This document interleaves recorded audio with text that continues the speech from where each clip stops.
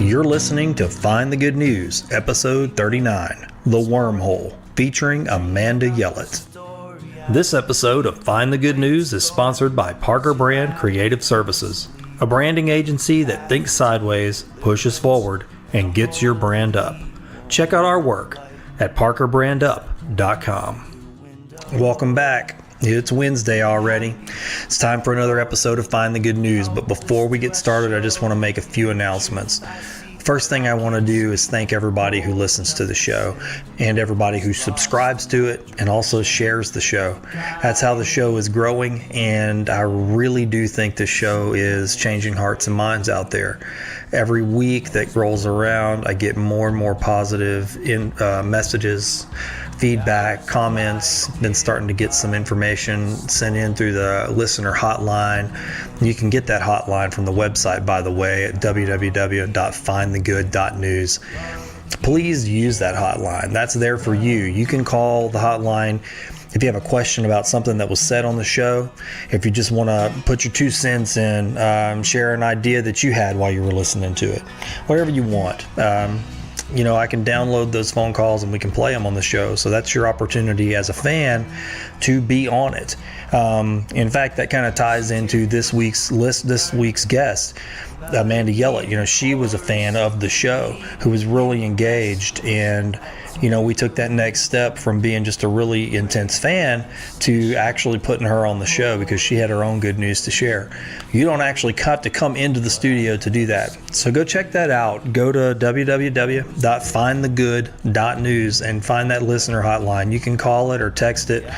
I really do look forward to getting those messages, and so hopefully we'll be able to put that on the show, especially if it's appropriate or relevant to something that one of the guests talked about. Another thing I want to kind of talk about for just a minute is the format of this show. The title is Find the Good News. When we think of news, traditionally we think of, headlines and sensational information, something timely, something instant, something that happened today. If that's what you came here for, this ain't that. If you're looking for a quick 30-minute lecture or something to motivate you, this might not be that either. Find the Good News is a deep dive, and what we mean by good news on this show is the good news of a person in the community, the good news of their life, the good news of their works, the good news of their story and their history. We created this as a place for people that are doing things and affecting lives to get recognized, not with awards or titles, but just by giving them an opportunity to put themselves out there so people understand where their goodness is generated. So, buckle up, because this isn't going to go by fast. I've heard a few folks say maybe the show is too long, and I kind of think that might be relative. If you've got 30 minutes, this show might be too long for you, because they're usually a couple hours. If you got 2 hours, this show's perfect. It's just right. So again, that's a matter of perspective. What I like to do is I listen to a show over the course of a few days. So I would encourage you to not give up on Find the Good News if you think it's a little long. Give it a shot and listen to it over a few days. This week, I actually get to go do my very first road trip episode. This one's going to be really, really great. There is a gentleman in the community who has been going to the historic cemeteries and cleaning off the marble tombstones and making them look like new. What a great service. It's really close to my heart. I've been following him for a while, but this week I actually get to go out and help him do his job. So I want you guys to stay tuned for that. It's going to be something special that we're going to be doing with these road trip episodes, because I'll be doing the interview with him outside of the office. That's going to be a really great opportunity for you to really not only hear what the good news he has to say, but also to see what they do in their environment. So that is going to be something special. I'll keep you updated as that comes along. As always, you can send me suggestions to guests. I try really hard to schedule the folks that you send me and get them on the show. Some folks can come, some folks can't. So if you've sent me somebody's name, and there are some names that I received several times, I just want you to know that I am reaching out to those people in whatever way I can, in whatever capacity, and doing my best to get them on the show. Sometimes we just can't get them on because of scheduling conflicts, but we're going to try and be flexible and get everybody that is submitted in here and around the right round table so we can have a conversation. I think that's it for this week. This is a really interesting episode. I think you're going to have a lot of fun listening to me and Amanda talk. You know, Amanda was a fan of the show first, and now she's been a guest. So this is a little bit different. It's something new. But anyway, that's enough of these announcements. You didn't come here to listen to me rattle on and on about upcoming things. So let's press play on a little good news. What happens when a fan becomes a guest? That's what I found out when I asked Wonder fan Amanda Yellott to come in and visit me on Find the Good News.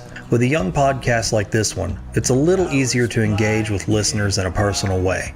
And Amanda is precisely the type of listener a show like this needs.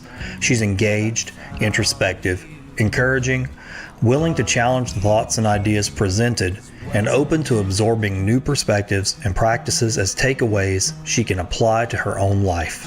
What more could a podcaster ask for? As I got to know Amanda as a fan, I ended up learning about her specific good news, her good works. Amanda is the director of the dance program at the Whistle Stop, a program designed to engage youth using dance as a vehicle, giving them a place to receive mentorship, learn exciting new skills, and work with others. These children may be learning to dance literally, but they are also learning to dance with life metaphorically, to take the right steps, to find the rhythm, and to move with the ebb and flow. As much as I enjoyed speaking with Amanda about her good news as the director of the Whistle Stop dance program, it was her perspective as a listener that I think I got the most out of. Our conversation was a bit like entering a wormhole, wondering where exactly we'd travel as we crossed the bridge, and wondering where we would come out on the other side. What was quite lovely and refreshing was that we didn't always agree, or have the exact same perspective, and that was A-okay. For that solitary reason, my visit with Amanda Yellott was pretty good news to me. Wake up, it's morning. You're dreaming up a story. I can hear the way it's going, 'cause you're laughing in your sleep on the path to your deliverance, and a holy wall of light pouring through your window. Old news, bad news, fake news. Sometimes you just want to shut it all down and get no news at all. With Find the Good News, I aim to change that by focusing on good people doing good work. I visit with artists, educators, civic and spiritual leaders, musicians, business owners, students, volunteers, and everyday citizens who are using their creativity, resources, and talents to bring hope and happiness to their corner of the world. In each episode, I dig into the hearts and minds of my extraordinary guests. We have street-level conversations about relatable things going on in their lives, discover the critical life experiences that shape them, the perspectives that drive them, and the fundamental beliefs that are anchoring them to a path of goodness. There's a lot of news in the world. My name is Oran Parker, and I'm going to find the good. And I love you just as well. I'm every other person that has ever sat here. That's right. Do they always sit here? Yeah. Yeah. Unless we have the mixtape, which, you know, I stay here. I stay here because I got kind of my stuff right here. But I can hear them swallow. You know, sometimes I can hear that. Yeah. If sometimes they'll take a drink like right up in the mic, and it's like, so good. That's how you're supposed to drink coffee. Well, I mean, hey, you know, if you're looking for some kind of perfect sound quality studio thing, this ain't it. No, it's neat because now I'm Matt Young right now. Oh, yeah. Yeah. I can't, I don't know if I've even talked about this on the show, but one of the other guests contacted me the other day and had an idea and said, hey, I was listening to Rusty's episode and I had this idea. And I thought, what if you do an episode where I take over the show? and you are the guest. Yeah. So we're going to do that. I kind of thought like this is how this was going to be. I almost wrote out some questions for you. For me? Well, I mean, a lot of the episodes are. I mean, I don't shy away. No. I mean, I'm obviously the question asker, but it just starts there. Yeah. And, and that's something else. I mean, what is a good interviewer? I have no idea. I know what I want to know, and I have curiosity. I think that's good because whenever I thought, I was like, well, I'm just going to go on there and I'm going to interview him. But then I was like, no, don't do that. Let go of a little bit of control. Yeah, I can imagine. I mean, I'll be curious. I don't know. Truthfully, it kind of feels like that anyway for me. I mean, I don't know what is going to happen. It sounds like we're like you're in your treehouse and I'm in mine, and we have walkie-talkies. I'm used to it though. I actually like it. I mean, I've actually found that doing this helps you hone in on the person. Yeah. Because their voice is just right there in it's your your ears. whole world right there. Yeah. I always wondered why. I mean, somebody asked me, they said, why do podcasters, why they always wearing headphones? I said, well, I don't really know the answer to that. I like to listen because there may be feedback or what have you, and I can tweak everybody's voices. But really, more than anything, I find it just draws me into who's right in front of me. Yeah. Well, I think it makes me a little bit more anxious. And other people have said So that. I've got some weird, like, twitchy things that I do. Yeah, you said that like you wanted a microphone in your hand. Yeah, that makes me super comfortable. Really? It makes me feel powerful. Is it? Oh, powerful. It makes me feel like I'm in control. So I'm a control freak. Are you? And so that helps. Have you always been a control freak? And what does that mean? Like, that can mean different things. It just means that I control. Well, and I don't have to control everything because you do what you do, and then that person does what they do. But if I want to control my environment. So whatever it is. This is weird because you're in somebody else's space. Yeah, that's completely different because I am not in control. Yeah. Except for of this tea. No, I get this that. microphone. It's interesting that you're bringing that up because, I mean, okay, I'm going to pause right here because we kind of jumped right in, but you're a fan of the show. Well, I mean, not even a fan is the right word, but I mean, you listen to the show. Well, I tried to call myself a good newsie, and then I realized that that's the people who come on the show, so I can't be that. Well, you are now. So I am now. Yeah. So this is it. So Yeah. I'm a fan. Yeah, I mean, fan is a weird word. I've said fans, but listener is probably. You've listened to every episode? I've listened to almost every episode. I really last Friday I should have listened to. There's two I haven't. It's one is a lady and one is a gentleman. One is maybe a priest or a preacher. Well, let's see. There's Tony Bork was on. Yes. Is that the one? That's the one. That's my most listened to episode. Really? Yes. Well, Yeah. then that one doesn't need the love. Well, and it's funny because that one is the one that has generated the most dialogue and the most new listeners because people find it. And I don't know. I mean, it's really been a good one. It's been sort of a hub for a lot of things. In fact, if you go on the website, what I started doing is I go through the stats every month and I see what are the all-time top rated ones and the top most listens, and I keep those on the page. So there's like 9. It changes every once in a while, but Tony's has stayed number 1 the whole time. Oh, that's interesting. Yeah. Do I get to? Can I see the stats when I go? Yeah. Okay, so I could go and listen to the ones who need more love. Oh, yeah. So you really listened to most of them, though. And I have. This is a long show. I haven't finished Lid Walls. Okay. I haven't like finished that one hers, a lot. and I did like that one. And then there's like I said, there is one other. There's a girl, and I can't think of who it is, but Let's see. I think Roger was listening to it the other day, and I said I haven't listened to that one yet. Okay. So y'all both listened to it. You and Roger. He just started. He's honing in on my action. Your action. So do you listen to other shows? I have. There's probably 3 podcasts other than this one that I listen to, and one is the Model Health Show. That's like health and wellness. Yeah. And then Katie Says, and it's a natural movement. So I dig nutrition.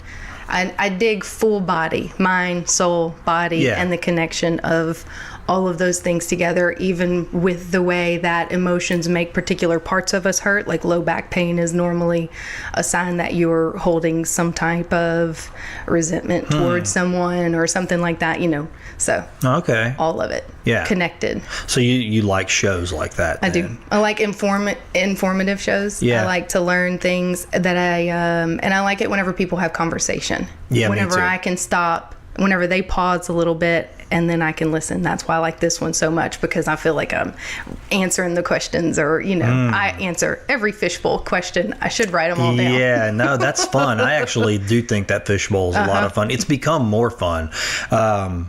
That I've talked about it before, but that was born out of my own ignorance and inexperience as an interviewer. I was like, okay, I'm going to do my first interview. It was Mickey Smith, and I knew Mickey and I'd worked with him, but I didn't really know him on that deep, subdermal level, like way down deep. And so I thought, what are I want to ask real stuff. And so as I started writing these questions out, I had like 50 or 60 questions, and I said, man, how long is this show going to be if I got to talk about each one of these questions?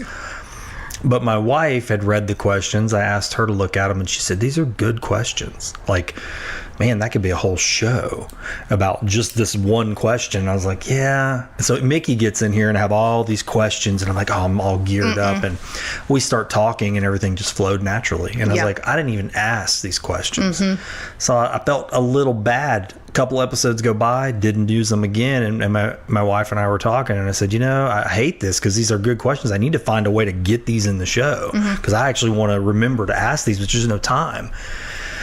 Just meditated on a few days, and I was like, what if we just put them in a bowl? Just cut these up like little fortune cookies and stick them in a bowl. And so what happened is they just kept growing and growing, and now there's a whole I don't even know what's in there. Yeah, because you didn't do them in the very beginning. There wasn't a fishbowl. I can't remember what episode it was, but it was like the fourth episode. I didn't start listening at the beginning. My very first episode that I listened to was Owen Clanton. Okay. So we didn't have it then, did we? Yeah, right. And I didn't know you didn't have it until then. I was listening to some. So now what I do is, until I was caught up, which I'm not caught up all the way, I listen to the new episode on Wednesday, and then I will, if I have time, I'll listen to another one. And so there was 1 week where we were getting ready for our big dance sport challenge event, and I had a lot of time where I was just alone and doing just work entries and just computer things, emails, letters, stuff like that. And so the speaker was constantly going, so I got to catch up. And then whenever I went back and I listened to one the other day, I got to the end of it, and I'm like, I'm ready to answer my fishbowl questions, and there was no fishbowl. I was like, oh, that's weird. He didn't always do that. No, that was the show is still brand new. I mean, that's what's crazy about it. It doesn't feel like it's brand new to me anymore, but I think it's because we're putting an episode a week out, and it goes by so fast. I mean, you're going, doggone, man, that just, you look back and you're like, man, that's a lot of conversations very quickly. But what I believe is that it's because there is a desire for it in our community. I really do. I think what I'm seeing is more and more people listening locally, and more people sending in ideas for people I should talk to. And I thought, man, I guess I kind of felt like there was sort of an anthill to kick over, and there was all these ants that were going to pour out, but I didn't really know. There's a lot of people that do a lot of good things, and I think that a lot of people feel like they don't have a platform that they can stand on to push out as much as you do. So you've got an amazing way to push far whatever anybody's message is, and then they have it. And so now it's a digital file that they can share. If anyone ever were to ask them, who are you or what do you do, they literally have a clip. Here's a pretty good dive. It may not be everything, but it's a deeper dive. It's a good start, and it's a great tool. I think it's a good tool for them. And I've said this 1,000 times to everybody who listens. It's a healing process for the person that's sitting here. Yeah, it is. Do you sense that when you listen? Oh yeah, it's got to be. They're working through emotions and things that maybe, I think that everybody has this script that they kind of stick to, but then whenever it goes off course, then people definitely get into some healing. Yeah. No, I agree. I wanted this to be a safe place, and that's weird because normally safety means private. When we think of like counseling or therapy or anything like that, or if you go to an advisor or a mentor, typically it's one-on-one, it's shut off, and it's just you and them. So some of that can take place. What's very odd about this is that there is the knowledge that this is going to be put out there. And that seems to not bother people. Well, I think that everybody is we all need therapy. That's for sure. In one way or another, whether it's what you do on your own, yoga or anything like that, or whether you actually go and hire somebody. I think that what we don't do is ask. I don't think that we ask specific people for help. Like if you sense something from someone or you can feel that from someone, then you should say, I need this from you. Can you do that for me? Yeah. And I think some people are they shy away from that because they're scared to ask, either for fear of saying, well, now what do I have to do for you? Or that they don't have anything to offer in return. Yeah. But for the most part, I think that when people ask, other people are happy to say yes. And with nothing, they don't want anything in return. Their gift is that you let them do something for you. Yeah. No. And I think that's what you do for people. Wow. Because you're an excellent listener. I do like to listen to people. Mm-hmm. And I think that comes from perhaps feeling like I had things that needed to be listened to, and there was no safe place for it. Right. Exactly. So that was very important to me when I was younger. And what I found as I got older, and now I'm older than that. So, I mean, like around in my 20s, I would say probably later 20s, a lot of the things that I felt like weren't heard begin to sort of bubble over, right? Like I can remember it's very unhealthy, and for me, I think of it as an unhealthy time because it was a lot of things bad going on. And I remember going through all that without getting off into it and all the minutia details. But I remember a conversation with my mom and my dad, I think both, but we were on the phone and I lived out of town, and some terrible things had happened. And I was just kind of mouthing off and angry about some of these things that had happened, and I was voicing for the first time in a long time, but I could, and I was just like done. I wasn't afraid anymore. I was just voicing it. And then I remember one or the other said, "Oran, I cannot believe you're acting this way." And I remember going, "Really?" And I remember that because I thought the reason everybody's shocked is not because I didn't feel this way or that these things weren't happening. It's just because I remained silent for so long, and now I'm just not. And it's shocking that I'm not. And so I realized that that's very valuable. I mean, you can't keep things hidden or bottled forever. A splinter in your skin wants to come out, and it will come out. It is. I think that it's, this is a safe space for people, but it goes deeper than creating a safe space. It's also about teaching someone how to ask for that safe space. So to say, like, well, I work with fifth graders. So to teach a class of fifth graders and to say, this is uncomfortable. I understand that. If you have something you want to talk to me about, then these are the words you use. Miss Amanda, can I please talk to you? Even an adult, if they walk up to somebody and say, can I please talk to you? You're going to give them the attention that they need. So it's not necessarily that we need to create a safe space. It's that we need to ask other people, we need to teach other people how to ask for a safe space, to create a safe space for yourself, so that other people can help you. Yeah. I don't think we utilize people enough. I don't think we use people as much as people want to be used, and as much as we really need to use other people. I mean, I think use is a bad word, maybe. No, but I know what you mean in the context of what you're saying. Yeah, I mean, do you think that comes from the fact that, or does you think it comes from people just feeling like it's a sign of weakness to ask for help? I think that, I think that. Are we afraid people of that? think that. Maybe. I also think that if you, let's take Mickey, for example, Mickey Smith. If you ask him about whenever he started playing the saxophone, he'll tell you the story about his mom. And she's like, go on, keep going. Don't bother me with that, with that noise. So, I think that somewheres in our upbringing, we were taught to not bother people, So don't bother people with that kind of thing. And I think that at that time that was probably true, but now we have more resources than we have, and we know more people.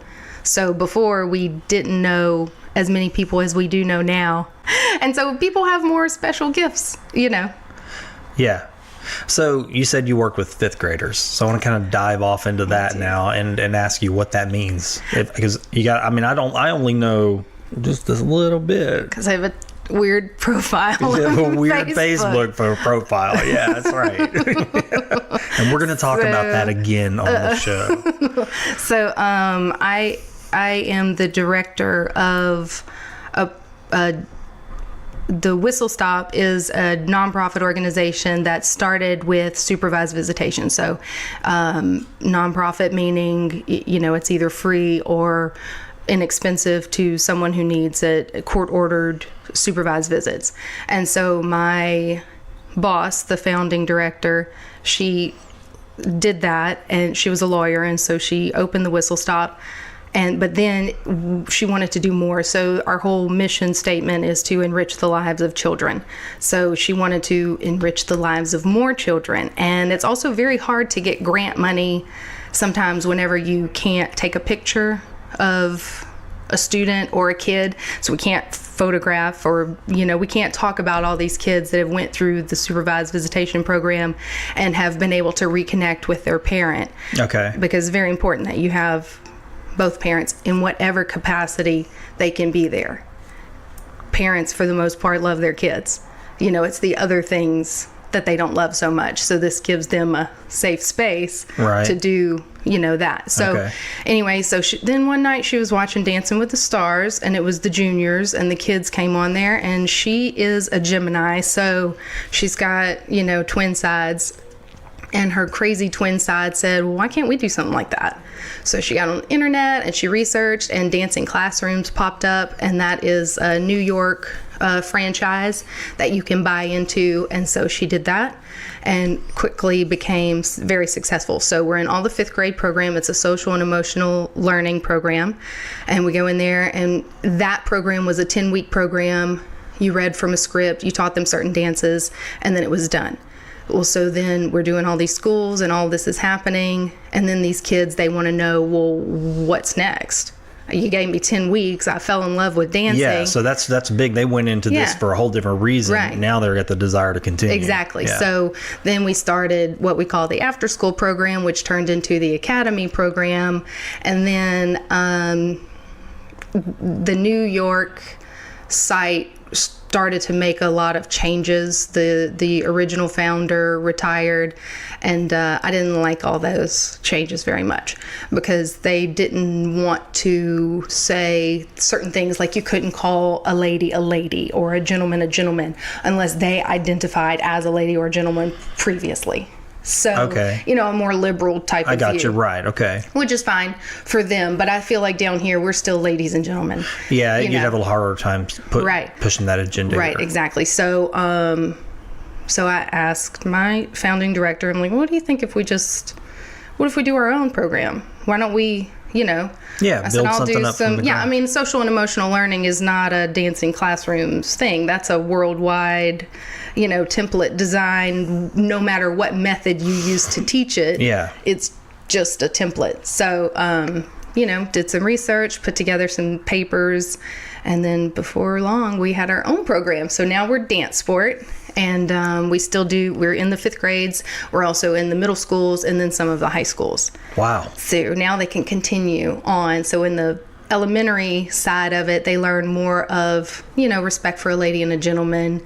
That's, kind of soft social skills, social and emotional learning, how to be able to talk to someone, look someone in the eye and have a conversation, ask for help when you need it. And then when they get to middle school, it's more about the competition aspect of life in general. So someone is always going to be working harder than you. Yeah. Despite what you may think you've given it your best effort and someone else wins, well, that means they were working harder. So now you need to work harder. I see. Or don't. If you like where you're at, that's okay too. Yeah. So we have kids of all levels, and some of them, we meet them where they're at. And if they're happy where they're at, then that's good. We're happy there too. Yeah. Because then not everybody has to compete against each other. And then when they get to the academy, they're learning more of, they compete on a national level. Wow. So they travel all over the country. These kids know how to navigate through an airport. They know. Some of them have passports. We've been to Panama, the country. Really? And these kids know how to navigate international airports, which is crazy. Yeah. And so. What an experience. Yeah, it's an extreme experience. For the ones who go all the way, it is an extreme experience. And I'm happy, I know it. If you're like me, then you've got a long wish list of things you need to do around your house, things you just can't get to. It's not that I don't want to do them, but between my responsibilities at work, producing this show, and squeezing in some valuable mental downtime, I can't seem to get around to fixing the small stuff, and the big stuff is just waiting in line. To be honest, it kind of stresses me out. Maybe you're stressing out too. Well, stress no more, because I've got good news.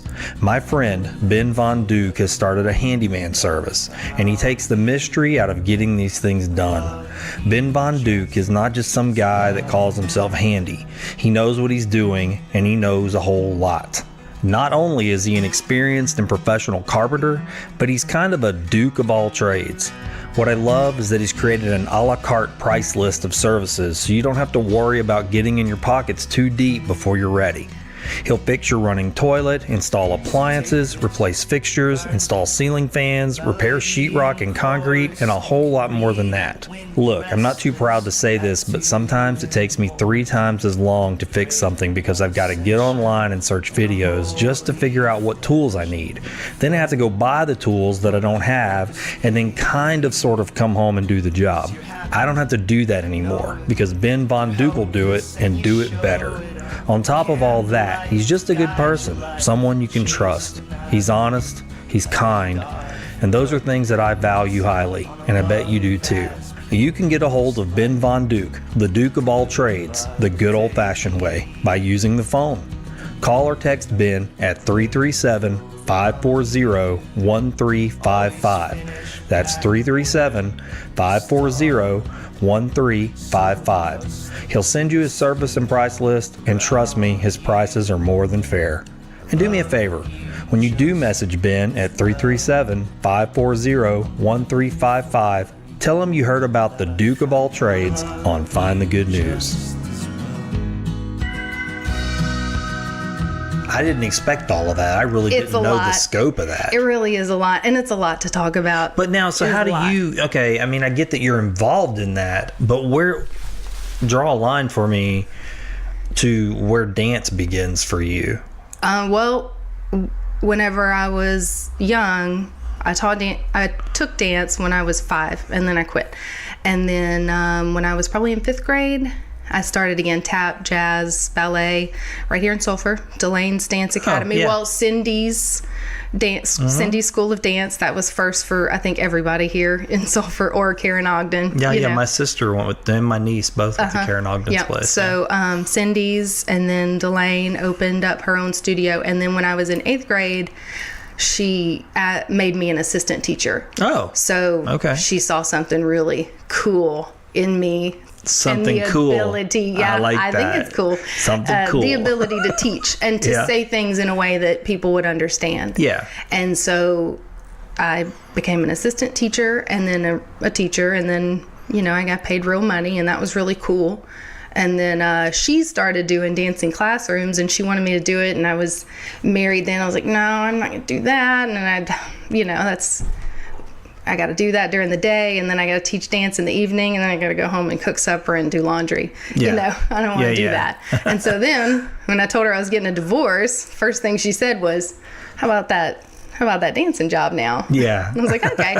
And it's ballroom dancing. So it's completely different than, and it is harder. I will repeat that. It is harder than any other dancing out there. Why? Because two people have to dance together. Yeah, okay, and I gotcha. It is more chemistry and kinesiology, you know, the way that the bones stack on top of each other and where you keep your center to your partner and in the ability to move as one. Okay. So there's like not just this cool chemistry thing that happens, but there's also this scientific thing that happens, which is the same for dance too. You know, there's a lot of that type of movement in dance, but to get two people to do it together, that's impressive. Yeah. And it is the only sport where it's a lady and a gentleman sport. Really? No other sports like that. There may be some co-ed tennis. Like ice skating or something. But it's, yeah, oh yeah, you know what? I never thought about ice skating. Because it kind of, honestly, it is like couples ice skating. It's funny because I don't know a lot about ballroom dancing at all, but as I'm listening to you, the pictures in my mind are the skaters. Like, if I had to choose, yeah, that would definitely be something that it would be. Because it seems like a lot of rhythm and flow, like same type of chemistry. Yeah, because one false move. Yeah, and then you're done. You're freaking You're toast. on the ground. Yeah. And then is it that way with ballroom dancing too? It is like that, except that whenever you compete on the floor, you're with probably 8 other couples. So it's you and your partner doing your routine at the same time. And everybody has a different routine. So yeah, the space is sort of right. That's so there's 3 judges that are, you know, they peruse the floor, and you're doing your thing, and then this couple's coming up behind you, they're doing their thing, and then that one's over there doing their thing, and these judges have to put you in an order very quickly. Yeah. So everything has to be extremely perfect, you know, because you're being judged. You dance for a minute and a half, you're probably being judged for 5 seconds, if you even get that long, to catch the judge's attention. Wow. And if you don't catch their attention, you're probably at the bottom. They sort of check out, huh? Right. They're done. They've done made their mind up, right? Exactly. That's interesting. It is very interesting. I don't know anything about ballroom dancing, and I won't say I've never watched those shows like Dancing with the Stars or any dancing competitions, but not on the reg. Well, to be honest, I don't really know a whole lot about it either. So, but you're heavily involved in it. Because I learned enough to teach, so I can teach up until, say, like a gold level.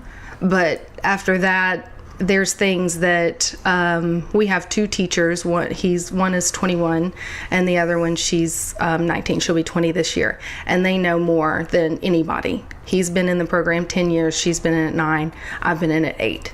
So they know more than anybody. So I know enough to teach, but that's not my job. My job is, I call myself a liaison.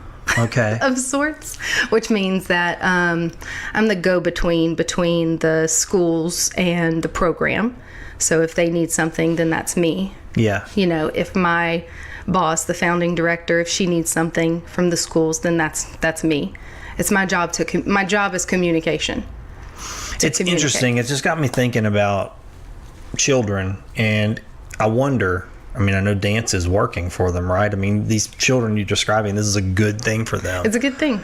And I wonder if it just illustrates the point that sometimes kids need anything, right? Like, you know, take that, let's say it wasn't dance. Let's say the lady starts this program and she's like, you know what I want to do?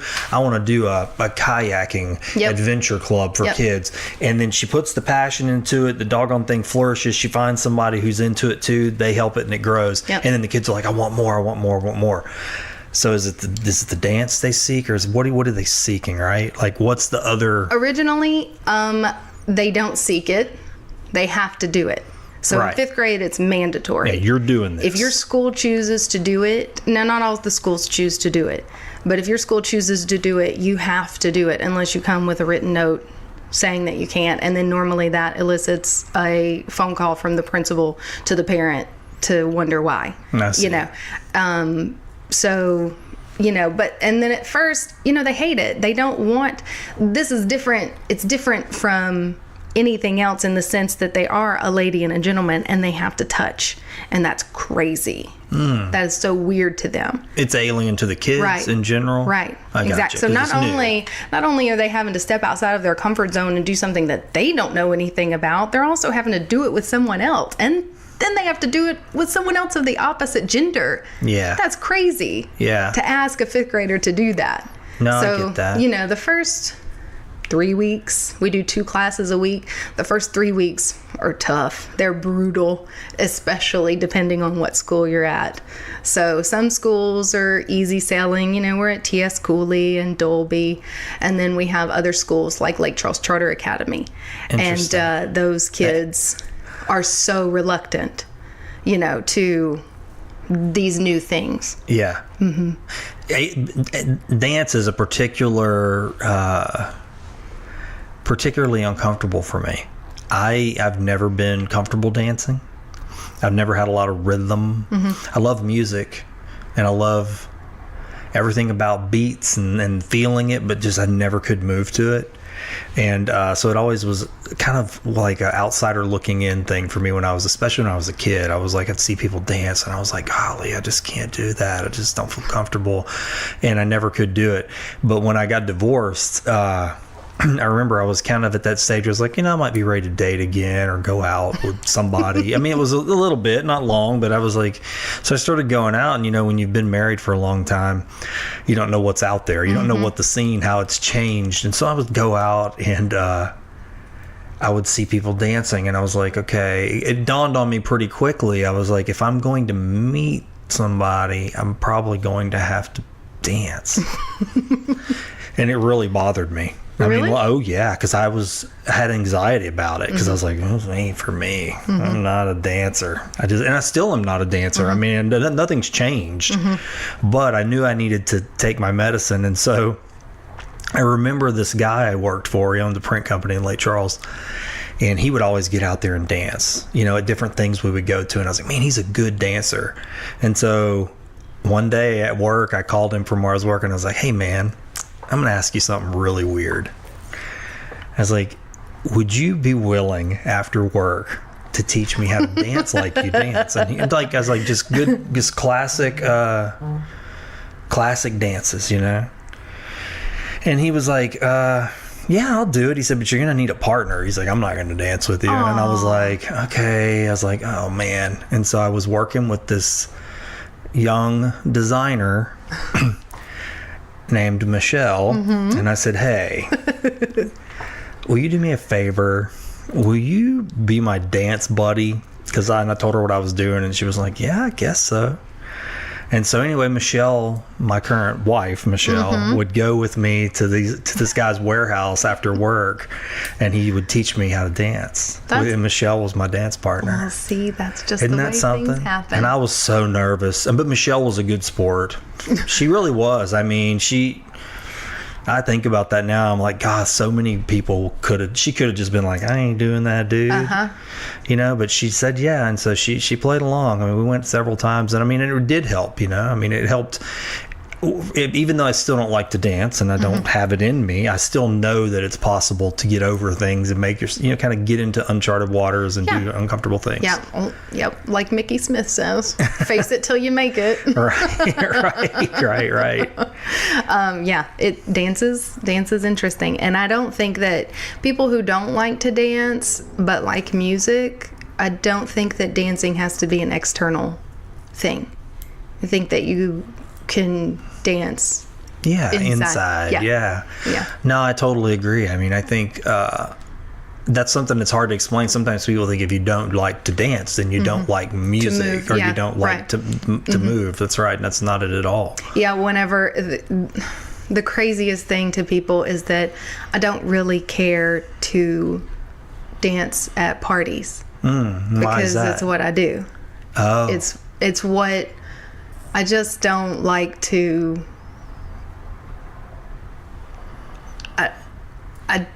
I don't like to do what is expected of me to do. When people come up to me and say, "Why aren't you dancing? Why aren't you dancing? Get out there on the floor. You got to get out there and dance." Yeah, you're a great dancer. You're a Don't great you dance? dancer. Yeah, You know, I got you. Why don't you go dance?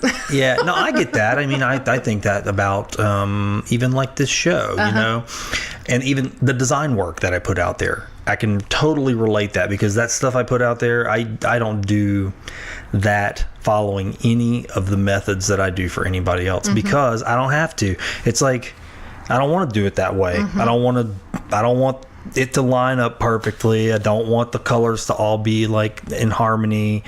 I do that every day of the week. You know, I follow the brand guidelines for this and then the brand guidelines for that. And then, you know, yeah, I can do that, but do I want to do that for this? I mean, I'd rather this just be more like I pulled open the drawer and what was in there. That's kind of the feeling I wanted. Yeah. Just like, hey, you don't know what's in everybody's kitchen drawer. Yeah. That's a good metaphor for like what we do here in the show, right? Is like dig around in there and Yep.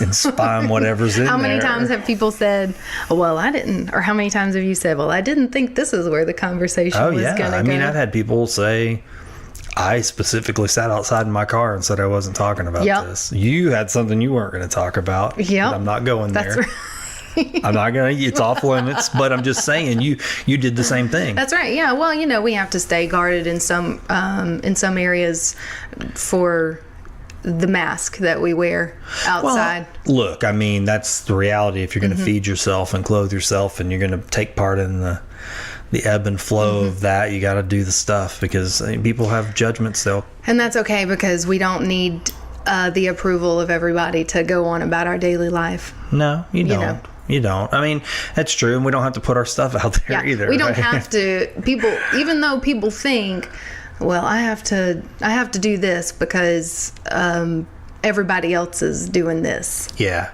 We don't have to do that.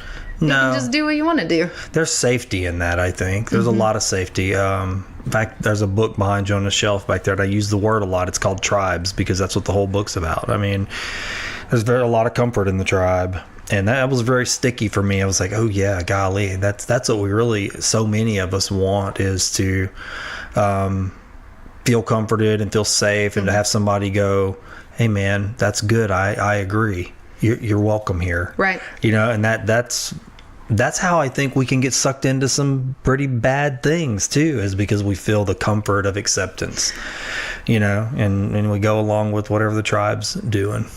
You know? Maybe. I don't know. We can. Yeah. I mean, it's very seductive. I mean, Yeah. You know, I mean, you can. I see groups like that where it's like I was parts of groups like that. I mean, no, let me clarify. Not like cult-like things or like hate groups or anything like that, but like even religious groups can be like that, where you're going, okay, this is all good. This is all good, and then the more comfortable you get, the more people.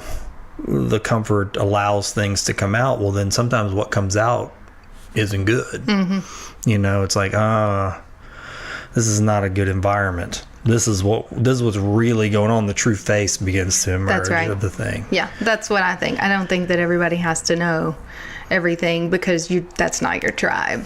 Yeah. So, you know, even though I love everybody, there's so rare a person that I meet that I can't handle their energy, the energy that comes off of them, their aura, you know. It's so very rare that I meet somebody that I can't like break through that. You said you love everybody. I mean, I like to think I do, you know. Okay, I want to talk about that for a second, because I mean that's a big thing for me. Like I like to think that I do too, but like upon closer inspection, and I mean in self, you know, analysis and reflection, I have to ask myself that every day. I mean, I want to, but I don't know that I do yet, or if I ever will. But I try. It's like I have these ways that I can justify that, like love, right? I go, well, I love that person from a distance, you know, and I go, and I'm content. I'll go, well, I'm content to call that love, and then I can justify me saying I love everybody, Right. But, and I know this seems silly, but for me, I always ask myself, yeah, but can you love them up close? Yeah, could you sit down and have coffee with them for 30 minutes? That's how I judge. Can you love them when like they're like really hard to be around? And then so then I go, yeah, that's where there's like this, that I can separate it from that. I guess I go, well, I do love them, but doggone, man, it's freaking hard to like this and that. And there's like the whole list of things that are just, so yeah, I mean, I want to. Yeah. I say that a lot, that I really want to do this, but. Well, sometimes it's not necessarily that you don't, for me, it's not necessary. I've had to draw boundaries with people. And so, but I don't think of that as not loving someone. I still love them. Some people, I guess, would call that loving them from a distance. But if they would let me love them the way I can love them, then I would love them up close. But they won't let me love them in that way.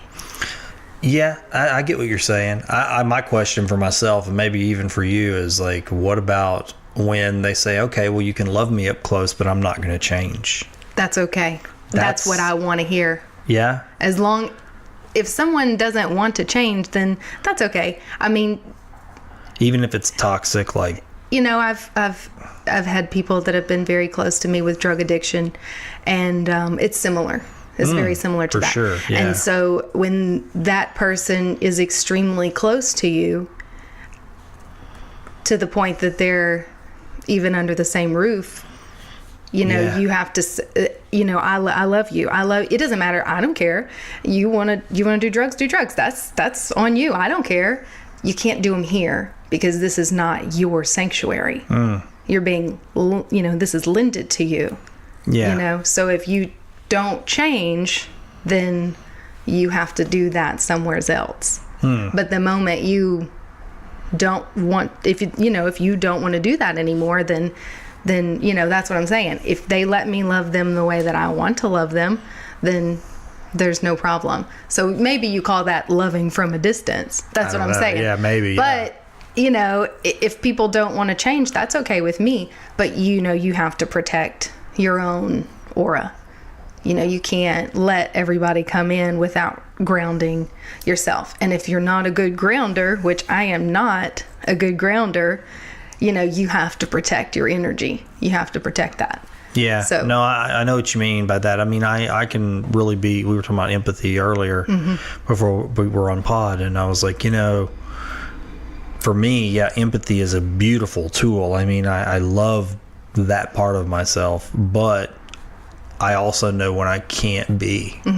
And that's something that just comes with time. But like, because if I do it, I'm going to go, I've said this on the show, I'm going to throw the anchor over and then I'm on the chain. And sooner or later it runs out of chain and I just get yanked over into the water with it, you know? Yeah. And that's where empathy can go if I don't watch it. Right. You know? But I also think that now I'm thinking about that. I think that everybody can coexist and nobody really has to change unless they want to change.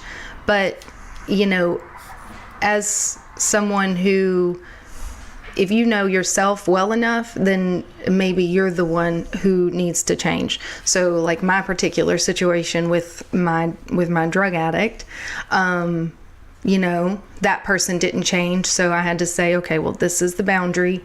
Now we can't cross that. But instead of me just staying in my boundary and letting them stay in theirs, I crossed over and went and got help for myself. Because, you know, at the end of the day, you have no idea what's going on unless you know. You know, we only know what we know, and that's it. And the thing, you know, like, you're doing the best you can with the knowledge you have. Well, is that good enough? Why not know more? Yeah, no, I agree with that. I do. I back that up for sure. I mean, I think that that's one of the perks of living in this world we live in is that you can know more about anything. I mean, like anything, right? I mean, it's accessible. It's so true. And so that I love. I actually kind of love living in this time for that alone, just to say, wow, the possibilities of gaining knowledge are just sort of infinite. And perception of that knowledge, you know, the way you see things. is just taking a step back and looking from a different angle. Yeah. You know? Yeah. No, when I was younger, I was seeking validation of experiences, trying to frame. So that was where the knowledge. I was kind of talking about this with somebody in a spiritual group I used to be a part of, and I said, that time period was interesting, because so many things were going on that I just had no framework for. And so when the seeking of reading and learning was really in an exploration, and I was hoping to uncover an answer, something that sounded familiar, to hear some words that said X, Y, Z.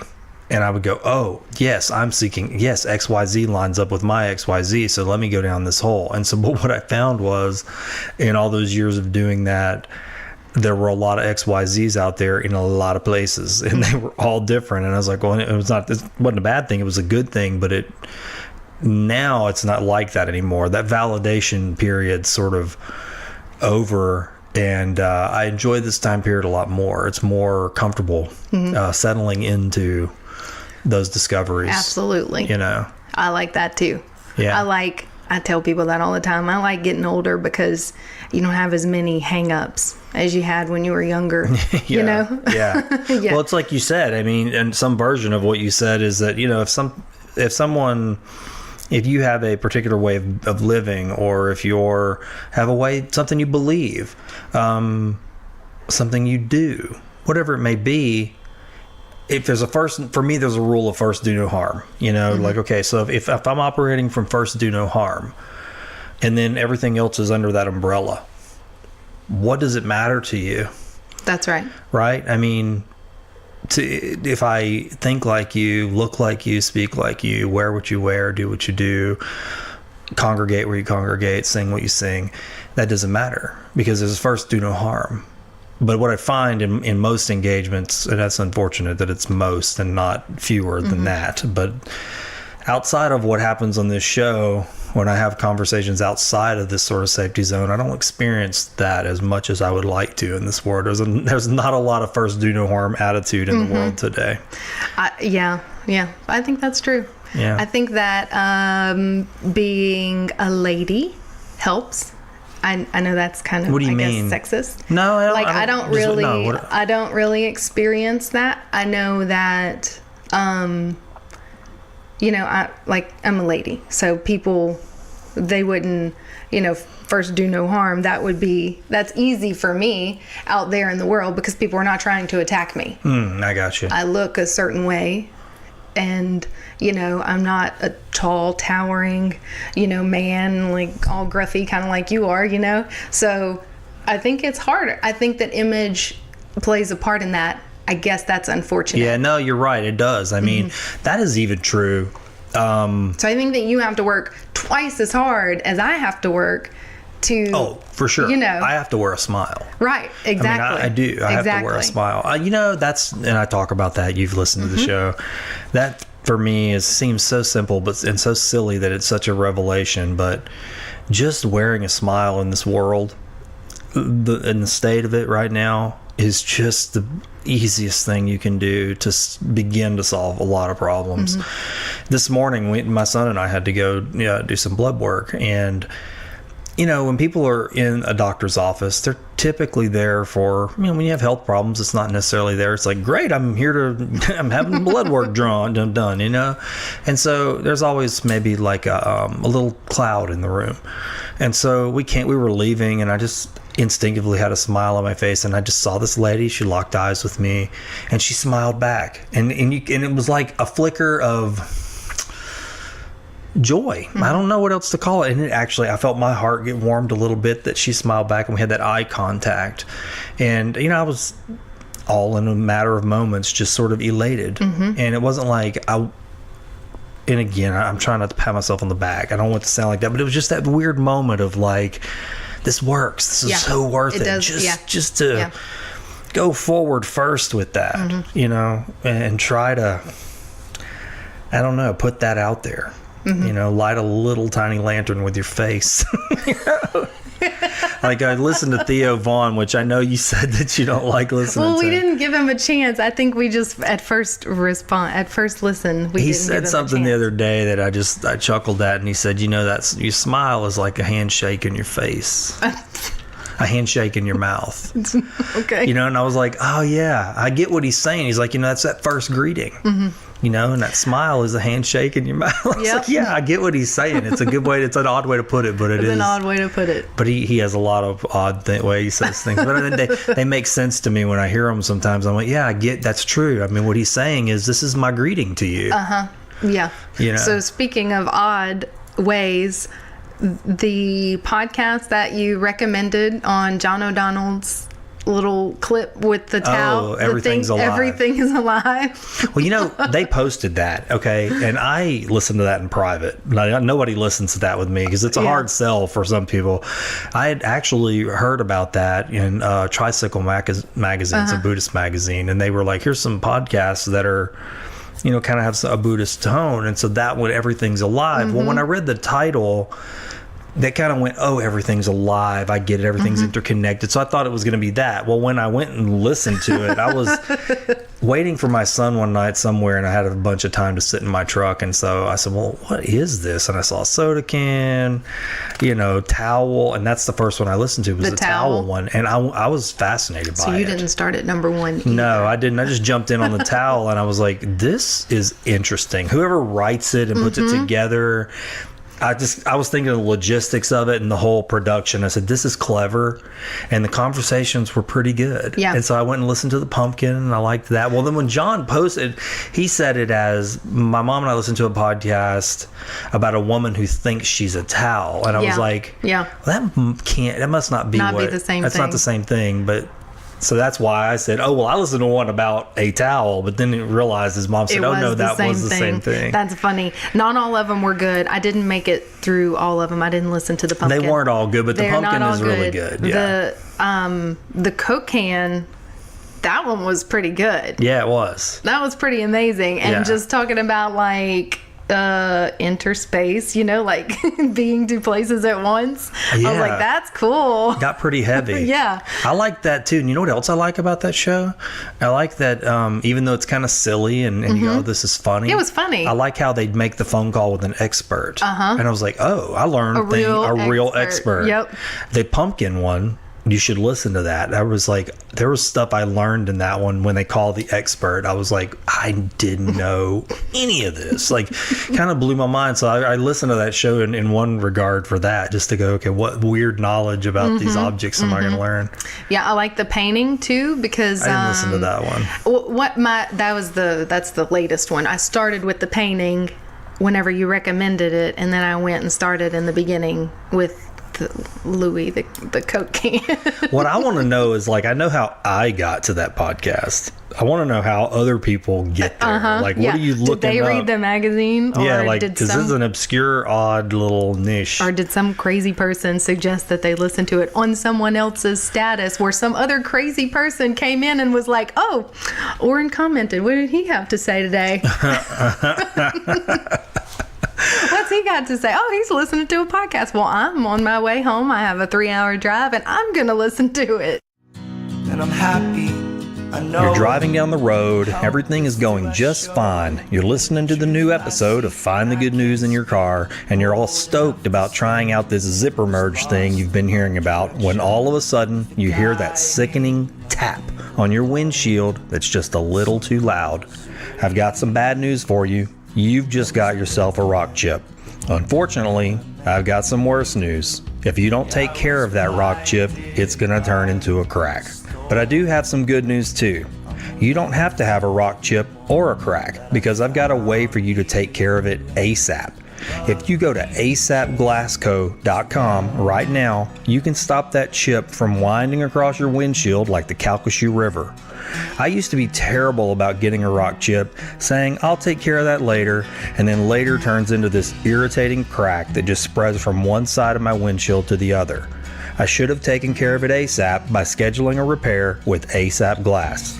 ASAP Glass is local, right here in Sulphur, Louisiana, and they're mobile. Even better, you can get a quote right from your mobile phone at asapglassco.com. ASAP Glass is owned and operated by two of my best friends, lifelong friends, Dan and Kayla Smith. Dan the Glass Man will make sure his team of glass technicians gets to your job ASAP and make sure it's done right so you can keep that windshield crack out of sight. If you do get that rock chip and you don't take care of it ASAP, that's okay. ASAP Glass does complete windshield replacements. Remember, ASAP Glass is mobile, so you don't have to worry about finding time to drop your vehicle off at their shop. You get your quote at asapglassco.com. Make your appointment with Kayla, and then before long, an ASAP Glass van is on its way to your location. That's it. I know you're probably looking at a rock chip right now. Don't wait. Take care of it ASAP. Go to asapglassco.com on your mobile device and get a quote. That's asapglassco.com. And make sure to tell Dan and Kayla you heard about ASAP Glass on Find the Good News. I try to share that content because I really want to. I want to see that grow. I mean, I know a lot of people do listen to podcasts, but I think if you don't share it, it's yours. It's like your little secret show, you know. And I think that's how. You know, look, I share all kinds of stuff, and I think it's all over the place in a lot of categories. And I go, look, if I can share it, and somebody says, I don't know what I'm listening to today, I'll try it. Who knows? You know what's going to happen. Yeah, well, know? I listen to things whenever I trust people that won't steer me wrong. I mean, you know, sometimes not everything is always a win, but you know, I trust you. So whenever you suggest something, because you listen to the show. I listen to the show, and you vibrate at a high rate, even though you don't think so. I don't know. I think that I've always, my son, one of my boys have this in them, I've noticed. And it's like you get an idea, and it's about bringing it to life. Like, right, okay, I want to see if this can happen. Right? Okay, it's like, why can't it? Do I have the capacity to do the things? And I don't have a competitive bone in me. I don't. That's how I am. I am not like that. I compete against myself more than anything. And I used to, in fact, for years when it's partly why I just really almost couldn't stomach even being in like advertising contests where it's like submit your work and you compete against your peers and all that. And this does zero for me. I never once have gotten an award that has made me feel any different the moment after I received it. Right. Before, I just don't do it. It does not work for me. I don't have a trophy, a medal, nothing. You have all these? I know, they're up on a shelf. And do you know what? And that's right. And people come in, I forget they're there, and people go, what are these for? And I'm like, oh, stuff because I'm awesome. No, I tell them what they're for, but I go, I guess on some level I'm like, well, that's for people to know that, hey, kind of like that for that I'm category, awesome. It does, hey, this legitimizes that we did this stuff, you know. And the other people recognize that it was something, but it doesn't do anything internally. Yep. And that's I have a resistance to pride. I know. I do. It's interesting. I do. Well, I don't think that I want to go back to your boys in a minute. I wish that people would understand their value and accept it, and then push it back out to the world in a good way. Though. But I think that sometimes what we think is our pride or our ego isn't, because No, I think you're right. I do. I think sometimes we get caught up in, do I think I'm awesome because that's my ego or my well, no, it's because you're awesome. That's right. why. Well, yeah, it's kind of like if you write a book and it has information in it that someone needs to know, you have to put a cover on it. And you have to, that's right. Have a you synopsis, and you got to put it out there. Yeah. So that to me is not pride at all. And you could do those things. You could make a book and do that out of pride, and you could take pictures and all that, and do the whole press, tour out of pride. You could, and I'm sure a lot of people do. But to do it out of the desire to create is different. You know, if you're just trying to put something out in the world, I mean, if you're the one doing it, you are attached to it. It's kind of hard to not. Well, but that's what I'm saying. Like, if you have something inside of you that needs to get out, and then someone comes around and tells you that's awesome, then who are you to say it's not? No. The thing isn't not awesome. You know, awesome things can come from people that aren't. That is absolutely not true, because that is a part of you, and it came out. I used to have a real problem with when people would tell me that I have a great smile. People would tell me, "Oh my God, you have the most beautiful smile." What would you have a problem with that? Or the most beautiful eyes. I used to have a problem with that. I'm like, God, I hear that all the time, and it's that ego that you're trying to resist. You know, you're like, but you know you have it. I mean, I know I've got a great smile. I know this, you know, so I'm denying people to tell me that. I know that sounds really weird, but then somebody told me, she said, it's a disservice for you to counter someone with, no, it's not that great. You know, she said, because what they're seeing in you is your soul. So it's nothing to do with your external appearances. When someone is beautiful, it's because there is a piece of their soul that is beautiful, no matter what it is, whether it's a piece of art that they put out or a book that they write or their smile. You know, that's all a piece of their soul that they're letting you into and letting you see. And so for you to say, no. Well, it isn't that. I think that for me, and I can only speak for me, I think there's plenty of pride in the world. And I think it's led us collectively, maybe not particularly, but collectively, to some very bad places. And so I think with there being such a abundance of it, and then I see people that I consider, and against my own judgment, I mean people that I consider full of pride. And then I look at the fruits of what they're doing, and I go, it's bad. Things, I associate them. I go, this is just destructive behavior. It's a lot of pride involved, a lot of vanity, a lot of greed. I mean, I hate to say it, but the 7 deadly sins, I mean, it's just those things are all just in there. And I go, okay, I associate those things with that. And so what I say is that for me, just me, there's already enough. So I'd rather stand behind, you know, in the background. I mean, it's kind of like even this show. To do a show like this, I have to be here. This is as much pride as I can handle and vanity as I can handle. Getting compliments is difficult on top of just already being this voice behind this microphone and then sticking my face on the cover. I mean, that's enough for me. Yeah. That's enough pride. It's me saying, hey, my name's Oran Parker. I'm saying words I want you to other people. I want you to listen. Here's my face too. And give me a review, like it, share it. All of that for me, like that's an abundance. Like that's enough. Yeah. It's like enough. Yeah, but you know? if it comes from a place of ego, can it be bad?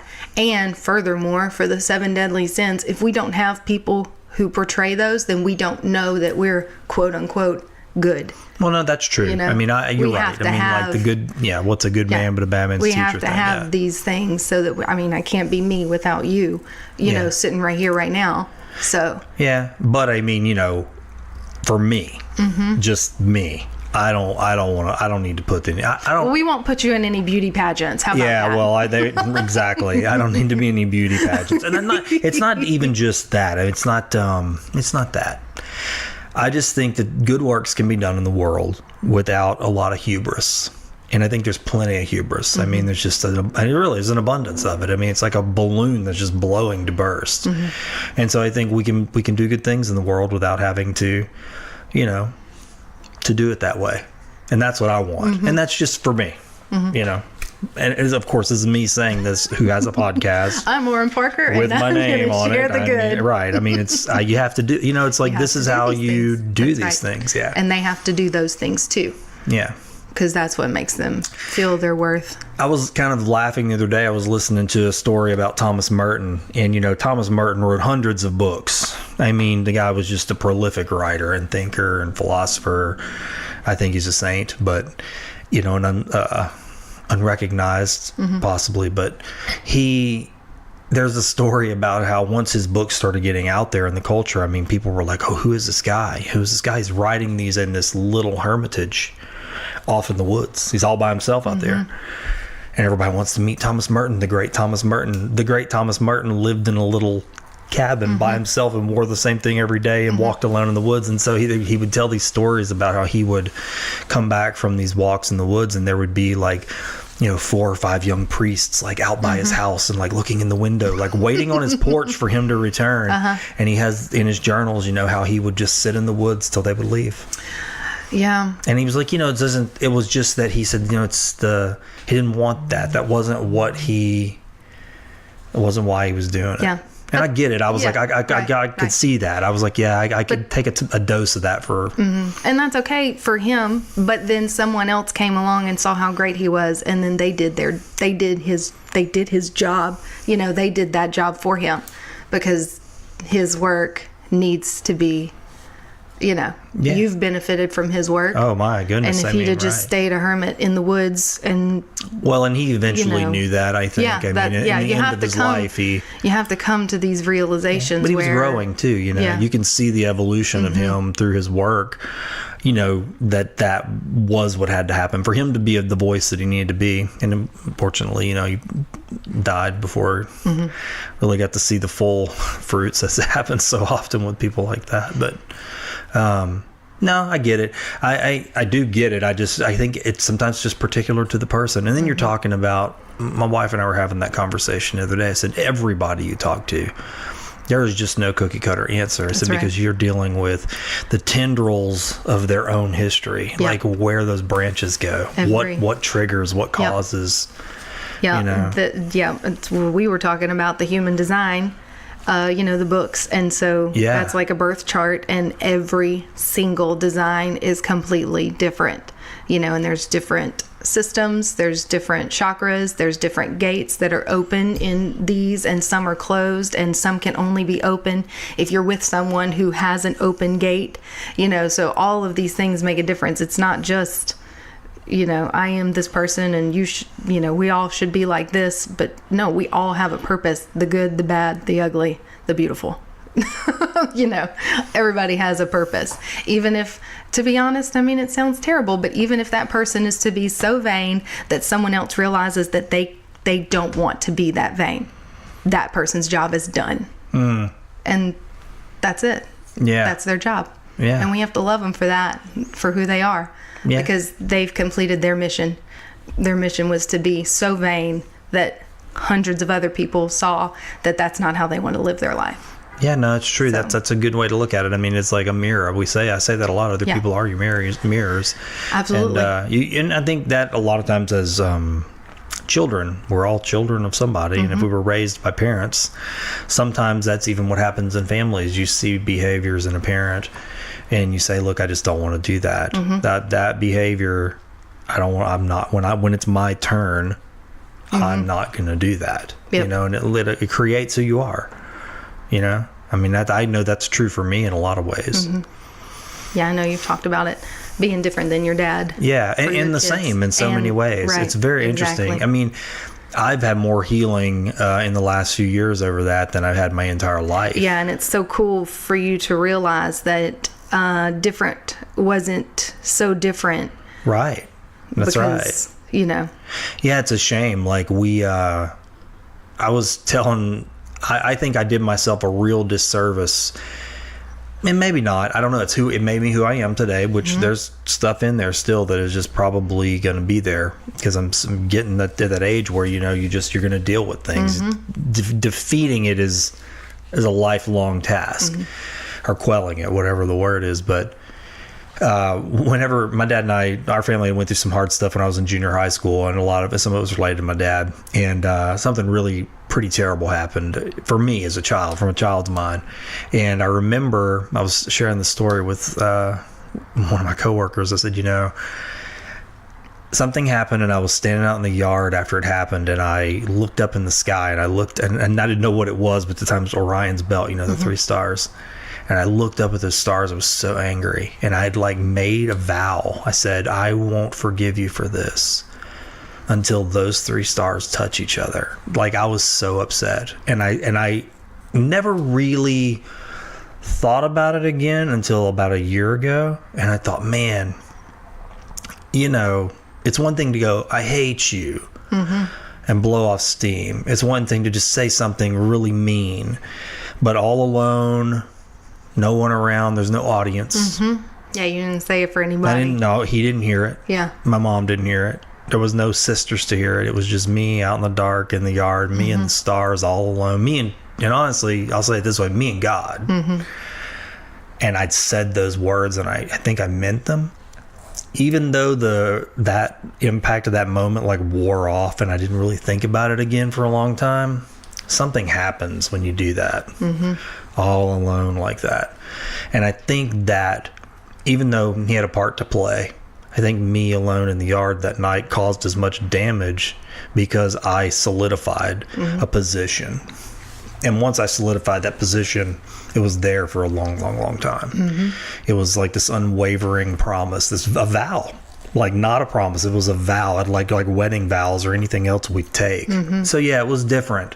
Well, I mean, maybe even stronger than wedding vows, because those stars are probably never going to touch. They're not. But I mean, in my mind, I knew. Yeah. It was like something about Yeah. me at that age. It was like I knew that was what I was saying. It's forever. It's permanent. This forever. And I stuck it in myself.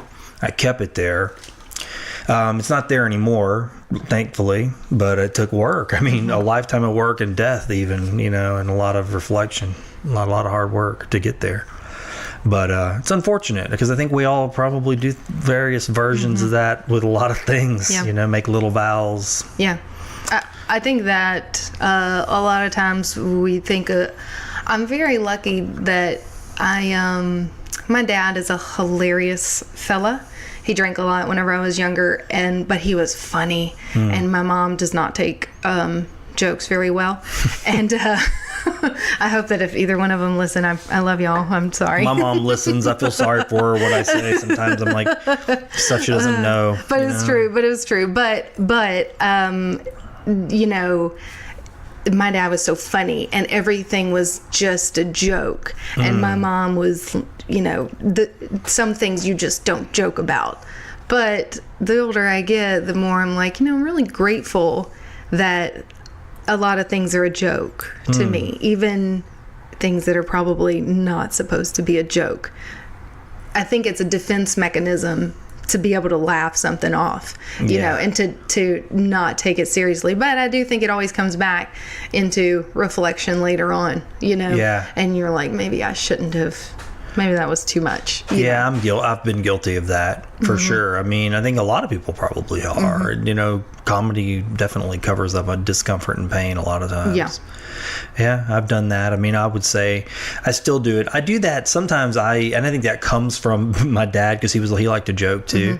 But sometimes it was a behavior that I think I learned where you see something, you make a little funny, and you see somebody, it makes them a little uncomfortable. Not in like a, oh God, what are they doing way, but more like, oh man, don't do that. It's a little uncomfortable. My dad was the kind when he smelled that was like blood in the water. He's like, oh, I got you now. And I totally picked that up from him. Like I know.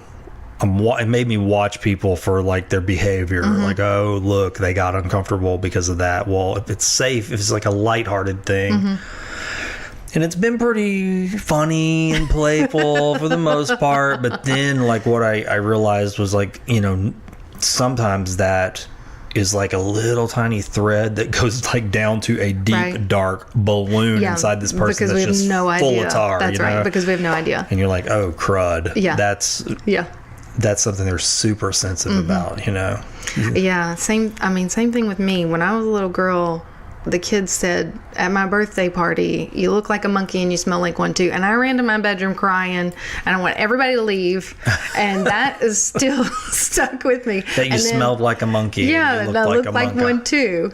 And you took it seriously. And they were just joking. But I took that very seriously. And even to this day, and I am pretty sure that's the thing that triggers it. Still to this day, please do not ask me why I am cranky. Please don't do that. Like if somebody says to me, is it because they're making the assumption that you're cranky? Yeah. Yeah, you're like, why do you think I'm cranky? I know I'm cranky, but I'm not going to tell you that. I'm like, don't do that. And why does that bug you? I think because those kids told me I smelled like a monkey. I'm not exactly sure. I don't know if I can parallel the two, but I think it was just because they picked on me. Yeah. But it was funny. It was supposed to be funny. Yeah. You know, but even now, I mean, I would never tell somebody. I would never finish up the happy birthday song with "You look like a monkey and you smell like one too." Interesting. Yeah. So it stuck. It like hit you in the wrong way. And now, yeah, when people say certain things to me, I get very defensive. Yeah. You know, don't try to tell me, you know, don't say, "Oh, well, somebody's cranky today." Don't say that. You don't want the assumption. I, in turn, do not say that to other people. Yeah. But and so, you know, in my control freak way, then I'm always happy. You know, you'll never see a cranky me. My best friend, Emily, she lived with us while she was pregnant, and she got to see the Amanda that she never got to see. You know, you know, you have your out in public Amanda, and you have your at home Amanda, and then you have, you know, whoever you are, business. You know, there's different I'm a mask person. I function behind the different masks. It doesn't make me inauthentic. It just means that I'm allowed to pull from different personalities that are all within me. I'm saying you're like putting on different wardrobe depending on the function. Exactly. And so she got to see at home Amanda, and you know, we're still best friends. But you know, it was tough for a little while but the beautiful thing about her is that she wears her Emily all the time. If she's not feeling it, she's not feeling it. And I just admire her so much for that, because if she's not having a good day, she cuts hair for a living. Shout out to the barber at La Berge, you know, go get your hair cut. But if somebody sits in her chair and she is not having a good day, she doesn't care. I mean, she doesn't care what her tip reflects her personality. She is not ever inauthentic. She is always who she is. If she is not in a good mood, you know it. And she's not trying to hide it. See, so that's interesting. I know what you mean by that, because I meet people that I go, man, it feels like they're authentic. And I think I want that more than anything. And honestly, even at this age, I think I'm still learning to be that, because, you know, it's that peanut butter and chocolate thing. You know, I've made these preconceived notions for a long time that are assumptions that there are certain parts of you that don't fit in these certain worlds, so don't bring those to the table. And I have done that for a long time, but I'm not so sure I'm going to keep doing that. Yeah. And I'm finding day by day that I'm not. It's where I know where that's headed, and I'm wondering how okay that's going to be. And I'm wondering which relationships will probably fall by the wayside because of that. And that's okay too. I mean, I might be ready for it. As long as you're ready for it. Yeah, right. As long as you're ready. I mean, like I said, I don't think it's inauthentic whenever you don't bring 100% of you to the table as a protective shield for the person that you're sitting across from. I think that's okay. I think that's a very caring thing to do. Sometimes I'm not going to sit down in front of somebody and just spew all of my childhood problems to them, you know, if the conversation went there, you know, because they don't need to know that. Well, see, that's kind of what I'm talking about. I found this, in fact, the guest that the episode that comes out tomorrow, that's kind of was for me the first time I said, I allowed myself to be authentic. So what happened is I was here for a professional meeting, and she and I got to talking, but she say things that, and I would kick into my authentic self mode, which is pretty close to what we got going on right here, I would say. It's pretty authentic. I've gotten comfortable behind this microphone is why I know that this is my space of honesty, I think. It's my sort of a confessional, I guess, to some degree. That's why I like the show so much. Yeah, it's just, I'm like, look, I've decided it's only going to work if I can really, truly follow my own sword sometimes. It's the only way I can work. And so, but anyway, I found myself kicking into that mode. Maybe it was because we were in this space. The microphones weren't on. But those little things, I was like, I want to know more about that. And it was authentic questions started coming out, and we ended up talking authentically. And I said, you need to come on this show. and let's have this conversation. And so we did. And I thought, that worked out. I think I want to do that more. I think that was a professional meeting, but it was more natural. It was more comfortable. And I was like, now now I can always say, hey, I have like a container for this. We can have this conversation. And so that's nice. I like that. I think that's important. I think it's and I do think it's important, but I think you just, whenever it's safe to be 100%. Like I said, I don't like the word inauthentic. It's not inauthentic. It's not the underneath you fullness. Yeah. Like, right. No, I get you. Like, I would say it's not that it's inauthentic. I mean, I can be inauthentic. I think we all can. Exactly. And we but sometimes it's just I'm holding something back, or I'm not revealing the fullness. And so, like, I find for me, that doesn't work so well.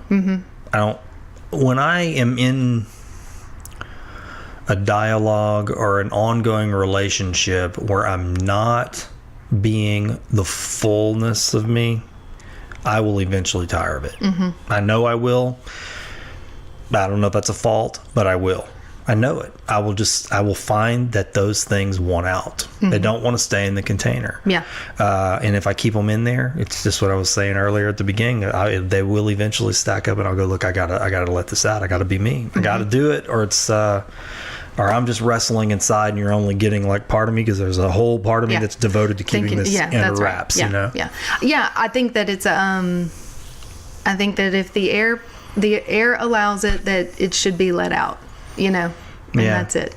But I have walked away from relationships though where I went, this isn't gonna happen, so I'm just gonna stop. Because I know that I know this is, I would say I don't know, but I sense that this isn't going anywhere. That's how I am. I'm like this amped up cheerleader all the time, and I'm your like, I will be everything, whatever you need me to do, I'll do it, because I'm a worker, and that's what I do, and I'm supportive, and I'm enthusiastic, and my favorite job ever was a mascot.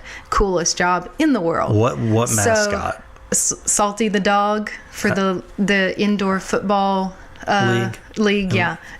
But once you put, and I'm a pusher, so I like to push my enthusiasm, and sometimes it's too much, and that's okay, but then you kind of stop, and then you can kind of let the water, it's like whenever you just swish it around, and then you just let it settle where it's going to settle, and then see what happens, see what grows from what you've moved around, So I think that's a cool thing to do whenever you are, with somebody, and you're just giving them whatever you have of yourself. And then if there's no response, if they don't need you, then no harm, no foul. It's interesting. You got me thinking about something. I was thinking about the persistence of something to grow over and over the other day. Every spring I kind of repot my plants at my house and kind of redecorate it all outside and buy some new plants, and just kind of, I like to tinker out in the green a little bit, and there are these black elephant ear plants that we'd had years ago, and they kind of dried up, and they didn't seem like they were growing back. And I might even told this story on the podcast before. I don't remember hearing elephant ears. Well, what happened is there's our big tree in our front yard, and sometimes what I do is I'll just throw all the old soil kind of around it, like from the old pots and plants. Well, about a year later, just out of nowhere, there's this one solitary elephant ear that just came up out of the ground over there, and I went, oh, look at there. I was like, I thought that thing was dead and gone, and there was one just hanging on, and it took root, and then it kind of withered and died, and I was like, well, that was probably it. Well, the next year, here comes 3 or 4 more. So this year I go out there to do all of my pots and plants, and I cleaned up, and I was digging around that tree, and I noticed that the elephant ear didn't come back, and I was like, oh, it didn't come back this year. And I was like, oh, well, I guess it finally gave up the ghost, And the other day I go home, and we have this cactus that I had bought this year, and it's sitting up by my door, and it's way away from the tree, and this coming up out of that cactus pot is this like 3-inch little black elephant ear. Elephant ear? And I said, look at you. I really did. I was like, look at you. You did it. You're still coming back.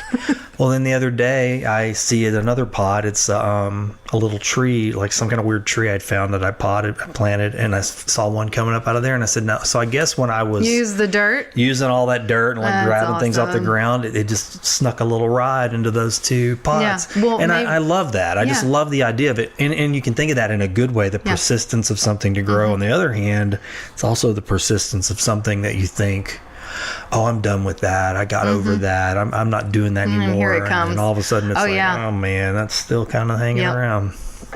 everything that's when something triggers, and it's even harder probably to get over it, the next time. So now your little elephant ear is in two places. Yeah, and I was like, wow, look at you, man. Like now you're like doubled up. Well, it's time to give it some love. And And I let it don't want to grow. get rid of it. I didn't want it to. I always liked seeing it grow. It wasn't not beautiful landscaping. It was not. It was just like this random thing. But it was the idea of it. I just liked it. I liked knowing that it would come back.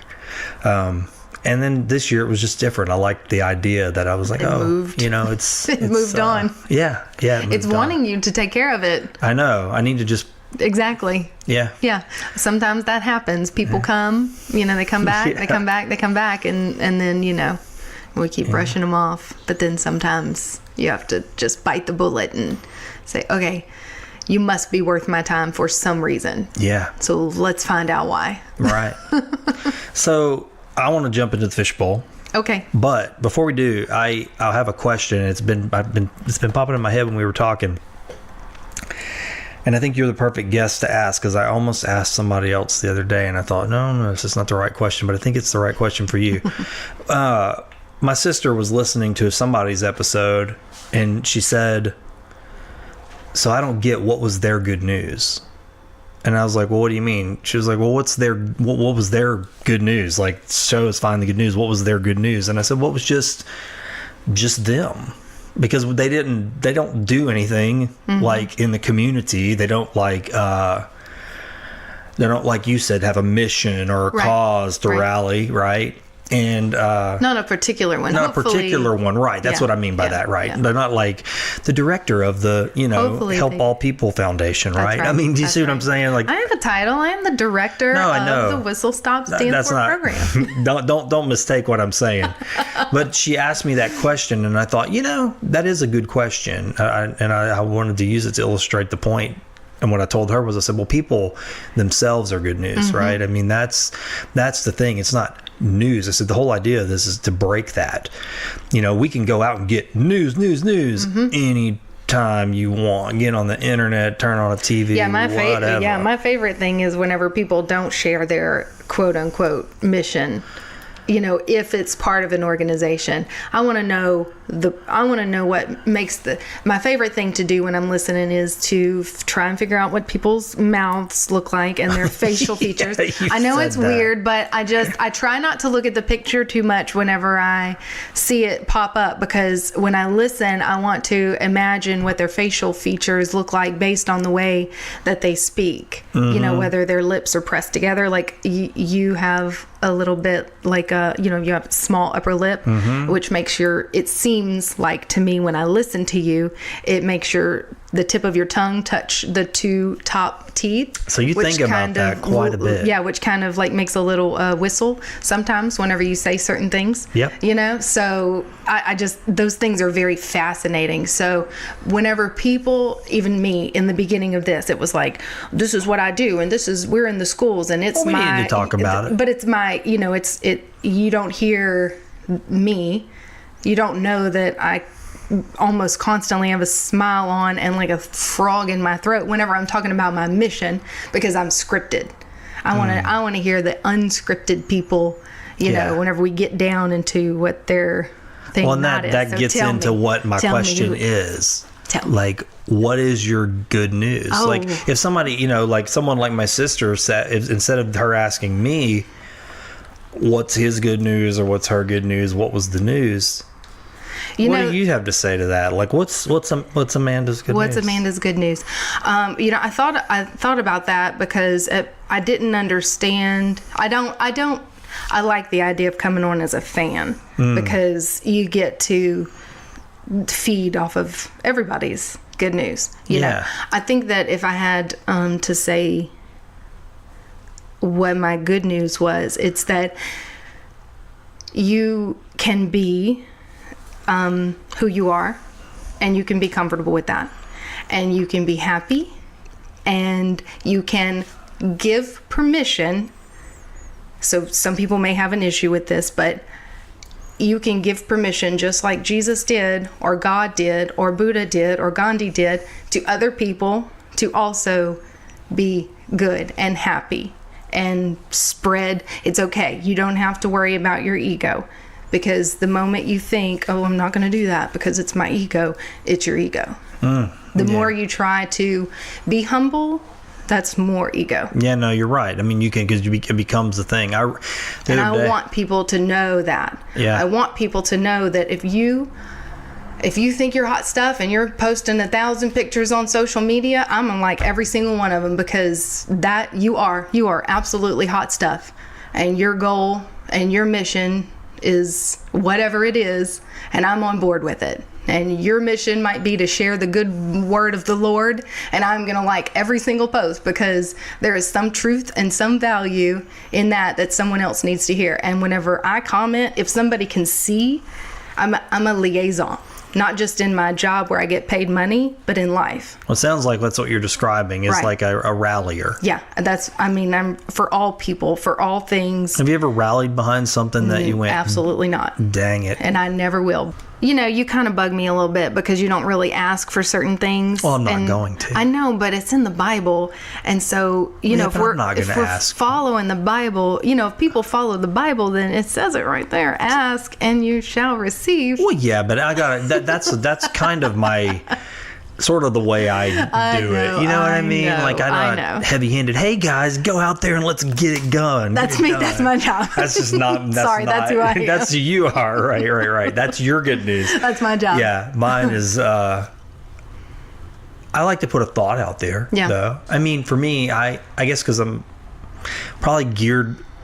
I guess contemplative. I mean, everybody can be. I would say that though. If somebody asks, it's that probably contemplative.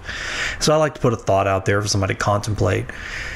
I do find it interesting when you put a thought out there to be contemplated, how sometimes that can come across as, who are you to put a thought out here to be contemplated? And what about this? And what about that? And it's like, oh, you thought that this was I think a challenge. that, right. That happens sometimes. Yeah, that does happen. It happens a lot. That does happen whenever you say things, whenever, not you in particular, but when people say things to think, here's something to think about. Well, then, it's like, well, why are you telling me what to think? Yeah. Right. It's like as if it was been imposed upon That's why whenever I put something out, I'm like, if I'm asking for something, I make it very clear that I'm asking, please do this. Please help me do this. And people do it, and they do it for me because they trust me. Because because I don't waste people's time with things that I don't think are important. So, the things that I put out there are important. They're important to me. And so, I think they're important. Yeah, I guess I maybe with social media, as far as putting things out there in that regard, I think I put things out that I find I find interesting, and I'm trying. This I think of it as like a channel. It's like, hey, and I used to not, but for me that's the best way to operate, is to say, look, this is my channel. This is me. Yeah. As a channel. So that's Tune my in good if you news. like this channel. Yeah. Right. And I'm happy. I know it. This episode's Fishing for Goodies fishbowl sponsor is Brimstone Museum and Henning Cultural Center in Sulphur, Louisiana. I don't know what you look for when you travel, but one of the things I look for when I'm putting together my itinerary is a unique museum or gallery in the city I'm traveling to.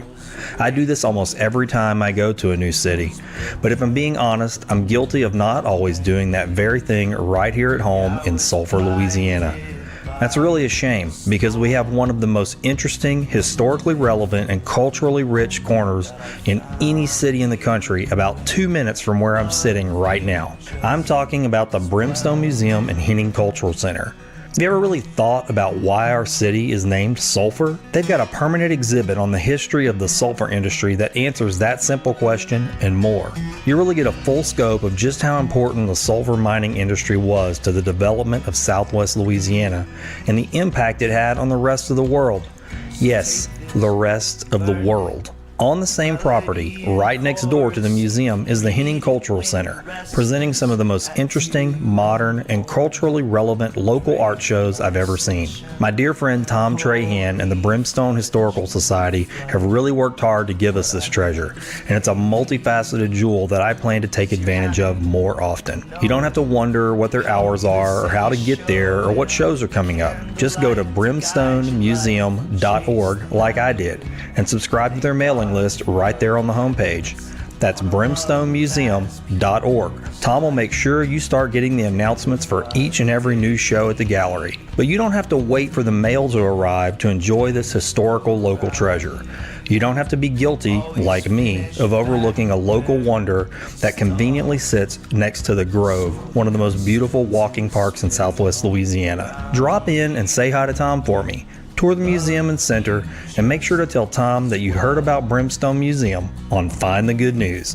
Now, let's take that dive in the fishbowl. Well, then let's just take the dive in the fishbowl. All right. You know how this works? Yeah, I know exactly how it works. There are some new things in there. They're called Edison cards. What does that mean? The Edison card, there's cards, there's slips of paper. The larger cards are like what or would you rathers. The sound you guys are hearing is Amanda shaking the fishbowl up. Because I've heard people get the same. And that if blows somebody asks look me, down in that bowl.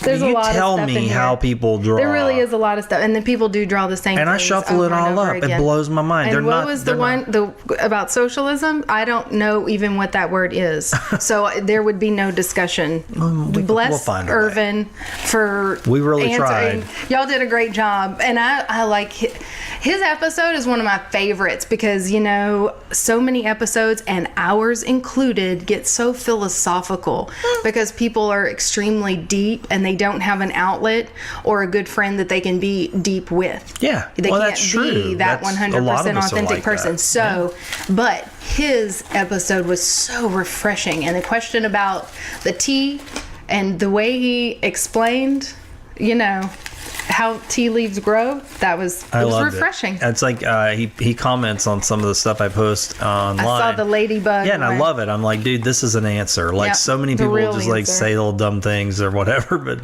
you're going for a would you rather. Go Okay. big or go home. Those are the big ones. Who types these? Where'd you get these from? A game? Yep. Okay. Would you rather game? Mm-hmm. I don't play many games. Oh, there's some game cards in there, yeah. I don't play games. There's game cards, Edison cards. I don't play games because I this is only a do game. things that I can know that I can win. I don't set myself up for failure. Well, this is a big mystery. I'm Okay. curious what you... Would you rather be poor all your life or have a lot of money and then lose it? Well, see, these are not good questions because No. if I'm poor, do I have everything I need? Do I still have everything? Do I have a roof? How poor am I? don't know. Pretty poor. Am I living on the street? Let's say you're living on the street. Let's say I'm living on a street. Okay. But then again, if I had a lot of money and I lose it, do I lose all of it? Am I poor and living on the street? Yeah. So you end up living on the I street. choose yes. It doesn't. I choose yes. What do you mean you choose yes? I mean, it doesn't matter because you're gonna. Would you rather live a whole life though, like without? I'll take the money and then lose it. Yeah, I have no problem with that. Really? Yeah. I mean, why not?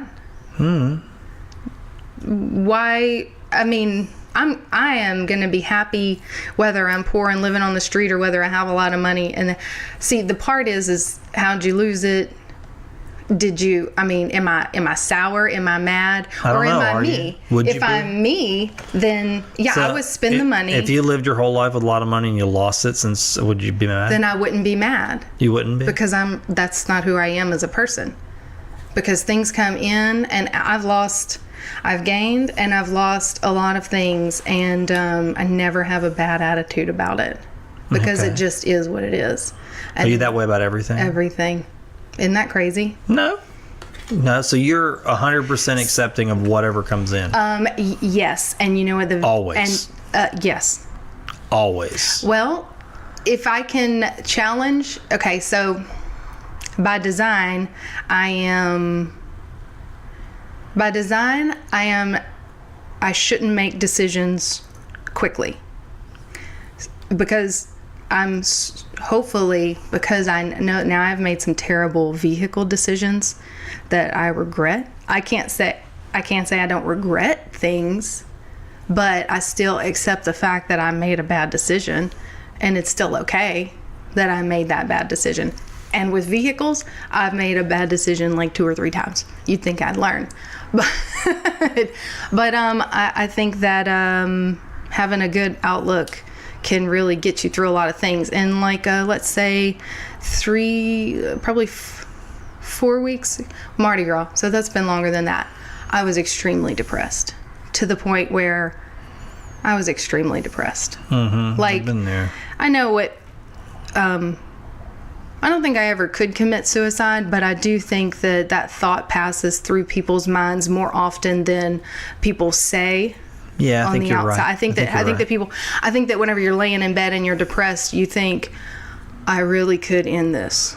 Whether you believe it or not, or whether you actually could go through with it, I think the thought passes through people's minds. And so when that thought comes to me, when I'm depressed, I mean, for a week, I was depressed, extremely depressed. I just didn't leave the bed, and that was okay. I just laid there, and that was okay. And that was okay with my boss, and that was okay with my boyfriend, and that was okay with my best friends. It's okay, Yeah. And just to accept the things that you can't change. Because whenever I try to push things to change, I get very frustrated when they don't change. And so there comes a time whenever you have to learn that being frustrated is not worth it. Right. So I get that. Yeah. So just to be happy with being unhappy is okay. Yeah, I get what you mean about that. I mean, I definitely, I can't say I've never done it, but I will say that I don't believe anything that's obtained by force is lasting. Mm-hmm. Yeah. It just doesn't. That's right. Yeah. And it just makes frustration whenever you don't. I mean, people's designs are different. All people are different. Some people can push. Some people can generate or manifest things in their own way, and they'll always succeed because that's who they are. And I'm not that person. When I try to make things happen by physically making them happen, that's frustrating for me whenever it doesn't happen. That gets very frustrating. So I try not to do those things. Now I can manifest some things. Now see, that question wasn't bad. No. I mean, it just, you didn't like the question. Yeah. But you ended up talking about something. Yeah. Well, I think it's that's what they're for. I think sometimes you can look at a question. It's kind of like what you and I were talking about online about that quote. Mm-hmm. It's like, well, on the surface we can dig into it, but this is something you can think about for days and days and days. You can keep digging. Yeah, well, and those questions are like that. Yeah, you end up going into this new territory. The thing is, for me, I'm a perspective person, and I live my life like the movie Next. Have you ever seen that movie with Nicolas Cage? He sees everything, every possibility, every single which way. Oh, I got you. Okay. All the different options and where all the roads lead. So that's the most complicated part of my life is that. Because, have you ever heard of Gretchen Rubin? Mm-mm. Okay, so there's these 4 personality types: the rebel, the abstainer. Let's see here. Well, the rebel, and then there's the upholder, the one who, if you ask me to do something, I'm going to do it. And then the person who does it for themselves, no matter what. They don't need any outside, and then there's the questioner. Mm-hmm. So there's these 4 different personality types. And for the most part, even though we may lean into 2 or 3 even sometimes, for the most part, we're all one type.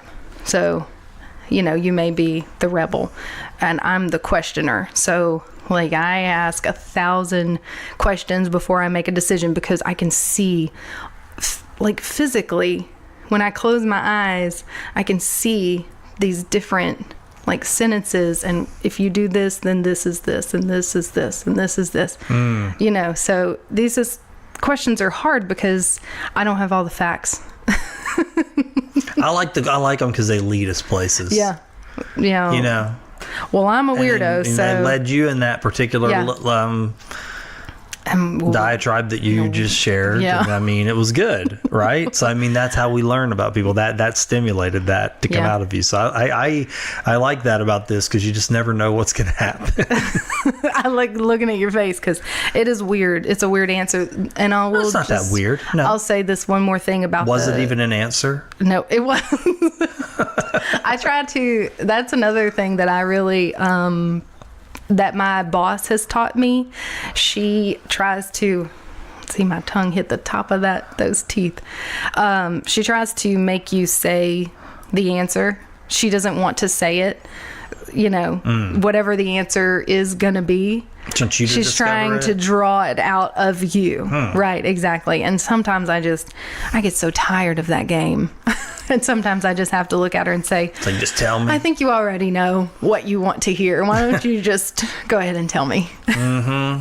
She's doing an Obi-Wan Kenobi thing on something. The 4 personality types are very cool. If anybody, it's by Gretchen Rubin, and like I said, it's very interesting, especially if you work in any type of public relations. So my thing is I love communication. I love words. I love the different meanings of words, and I love the perception that other people have of those words. And then I like to sneak in a different perception to see if that person is willing to accept that perception, or if they're just stuck with where they are. So these personality types are good for people who talk to people, because if you can pick up on these telltales of what their type is, then you can get a better outcome or a better response as to how you're like with the kids. Whenever we teach, I teach this to my teachers. So whenever the teachers teach, they say something 4 different ways, so that hopefully it comes to one. So, you know, that you can tell a kid, I need you to do this. And I need you to do this for me. So that would be an upholder. I see. You know, and you say, you know, well, do it if you want to. If you see that it's going to benefit you, then do it. Then, you know, that's that rebel. So you're not telling them what to do. You're giving them the option to do it themselves. You know, if you don't want to do it, what's the worst that's going to happen? But if you do it, it could be fun, whatever. Yeah. But the choice is yours, you know. And then by answering, the reason why we're doing this is because of A, B, and C. So now you're answering that questioner's questions. So now it all makes sense. So now you've said one sentence multiple ways to reach your audience. Because whenever you're in front of 30 kids and you're trying to get them all to understand what you're saying, you know, it's almost impossible. So if anybody works with people, that's a good learning tool to. I've never heard of it. It's interesting. It's very interesting. I used to listen to her podcast, but I don't anymore. Okay. What is the main quality you think makes a great parent? Oh, well, is that a good question? It's a great question. I think I need a sip of tea before you answer this question. Yeah. I don't know if I have a better answer or if I just don't know because I don't have kids.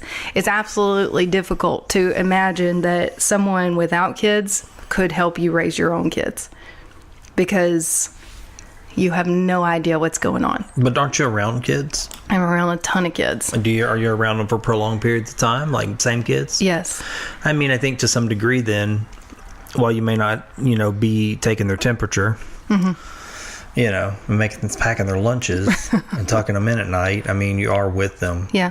So. But that's the problem, is that I'm not with their parents. Okay. So to me, what makes a great parent, undivided attention. Undivided. Absolutely undivided.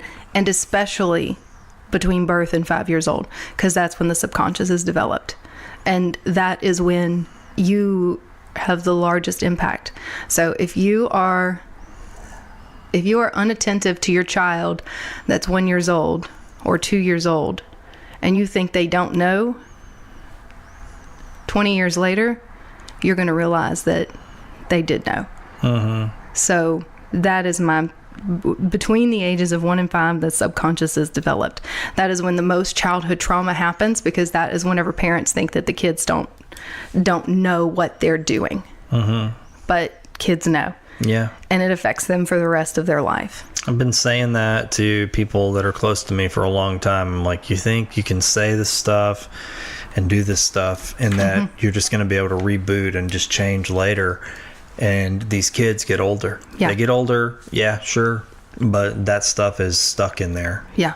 Yeah. You know? And it's scientific fact that that's when the subconscious is developed. Yeah. That is when you will train them to be who they are for the rest of their life, until they have a choice to if they even want to figure out why they are the way they are. Right, if they even do. That's If they something even want that to. I constantly talking about that. You know, that's the good work. Yeah. That we could all take on. I mean, if there's one thing, everybody's looking for some kind of mission, some way to serve.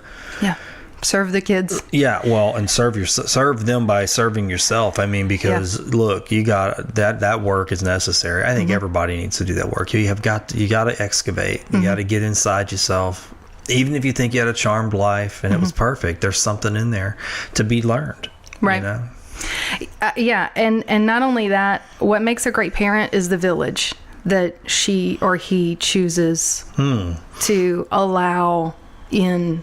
Yeah. You know, you can't do it by yourself, and the people who think they can, once again, they're going to realize when that kid is older that sure. you can't. I'm watching that unfold very close to me. Yeah. And it's painful. Yeah. I'm like, man, Yeah.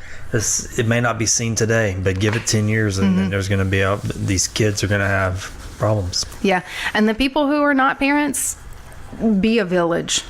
Yeah. You know, for someone else. Choose somebody, anybody that's close to you with kids, and help be their village, because people without kids are so beneficial because they have no other, you know, they have no kids to worry about themselves. You know, they have no kids. You don't have anything to worry about. Being a parent has got to be the hardest job in the world, and it has got to be the most I'm going to say this, but I hope it doesn't come out bad, self-destructive job, because it is the one thing that will just tear you down from the inside out, because you just don't know if you're doing a good job, and you just don't know if you've ever done enough. Well, that's absolutely true. I mean, you're saying stuff I can relate to for sure. I mean, I have children, and I know that you can do what you think is right, and you can do it their whole lives, and then you can still have tragedy. Right. You know, they can still be upset. They can still be unhappy. They can still have pains, and they can still have really a lot of loss. Yeah. You know? Yeah. And it doesn't matter. And that's true. But hopefully, well, it does matter. Hopefully parents, if there is some type of tragedy that happens, that they get help for themselves. I see so many. See, this is what I was saying. I'm around kids all the time. Kids are the bee's knees. I mean, I have some of the coolest kids, especially at Lake Charles Charter Academy, because those kids, you can have a grown-up conversation with them. You can literally have a grown-up conversation with those kids, and then they get to go over there to Megan and do art with her. That's very cool to me. So, but you're not with their parents. So, you know, if you think for 1 second that your kid is the one that needs help, then you gotta look in the mirror, because you're probably, you know, you can change them by changing you. So you got to get help first. So if there's something that's going on that is not kosher, the best thing to do is go get help, no matter what it is. Yeah, I think everybody could benefit from that. I mean, exactly. Even if it's just a massage once a week. I'm talking small things to help, you know, not even huge things. I mean, of course, if you do have some, you know, I just wish that I see a lot of, we live in North Sulphur, so we see a lot of drugs, you know, a lot of meth users. You can spot them walking up and down the street and stuff like that. And their parents I would imagine a lot of times they've been pushed to a point where they are telling their child, you have to get help or you can't stay here. But they're not getting help. The most important thing that you can do for your kid if they're struggling or battling an addiction is to get help. Try to figure it out. Try to figure out what they're going through so that you can, if you help you, then you're going to help them. Well, you kind of that's the whole oxygen mask. Oh yeah, absolutely. Thing, right? But not even like physically helping them. If you help yourself internally and your cells and your heart can repair itself like that through, or your chakras and balance and things like that, that will transfer to your child because you are infinitely connected. You have the same cells. So by literally healing your cells, there's science that says that's true. Whether people choose to believe it or not, I choose to believe it because it's cool, so I think that's cool. So if you physically can heal yourself, then you can heal that child by proxy, Yeah, well, taking care of yourself is important. I think, as a parent, I think a lot of what you said resonates. Giving your children attention and I think that's how you show them that they're valued, and that they came into the world, whether intentionally or otherwise, they came into the world and they have value. I think that's how you show people, and just not your children, but other people too, is to say, I'm giving you my attention, I'm giving you my ears, I'm giving you my eyes, I'm listening to you, I'm going to comprehend what you're saying, and if I can, and especially with your children, is to assist them when they have ideas and dreams and they want to try things. I think that's super important, to not just shut them down and really be busy doing what? I'm very busy, just like a lot of people are very busy, but I still try to really give them the attention, even if I'm exhausted, really. I think that you got to muster it up. You made them, you brought them here. That's right. I won't have any kids. Are you whispering that you don't want to have any kids? No children for Amanda, because it's the hardest job there is. Well, now why not? Because it's hold on, you're you're moving on. What are you doing? No. Why not? You said you put that out there. Look, so why wouldn't you? And you said it's hard. But you're not scared of hard things, are you? You don't seem to be. I think that it's a hard job. I think it's a really tough job. I don't think. I think I'm too selfish. I'm too selfish. In what way? In the way that I don't. I don't know. Well, I'll tell you the answer I give people in public. That is, I can't service as many children as I do on a daily basis or a yearly basis if I have kids of my own. Because then I would not be able to give my child undivided attention. I don't think that's a disingenuous it's not. Sentiment. I don't know if it's not. true. It's not. But I think I think I'm really just lazy, and I just don't. When I go home, you don't want to have to feed and bathe. I don't want to have to do that stuff. Because maybe and once again, like I said, if I didn't do it all day long, sure, then maybe. But then why? I don't. This is such a touchy subject with people. I don't know why people have kids. Really? So when I was young, I wanted kids because I wanted a little girl I wanted to raise a little girl to be just like me.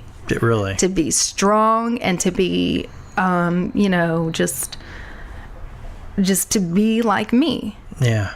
And I think that on one hand, when people have kids, they think, I'm populating the world with good. I'm good. I want to populate the world with good. I can see that. I can see people having that. So I think that's okay. I think we need people I don't know why we need people on the planet. So we're getting into like different conversations. No. Well, that's what we do here. So that's the thing. Like, I don't know. Why did you have kids? That's a good question. Because it's what you do? Because it's, because you live here in the South and you get married and you have kids? No, absolutely not. Okay, that's good. Nothing to do with it. Why did I have kids? For me, the thoughts of having children when I was younger, well, I can tell you, like, this is kind of private, I guess, but after I had sort of what I would call the experience that sort of shook me loose out of the sleep I was in when I was younger, and I'm talking younger like teens, around 21 or 22 years old, I just had this idea that having children would be a good thing. And I thought that because I realized that for me, if human beings were going to be on the planet, and I had an opportunity to raise a child, then perhaps it was an opportunity to wash out some things, right? Like to ultimately be a part of helping humanity one little person at a time, like just what you said, like become better. Right. Not that I was any great teacher nor had the skills to steward that, but I just thought, well, if I could do some of the actions to make myself that way and then have children, there's these tendrils, like I said earlier, in my history that I could see going back through my father, through his father and mother, and lots of pain and abuse. And I really don't know how far back it goes, but I know it was getting passed on.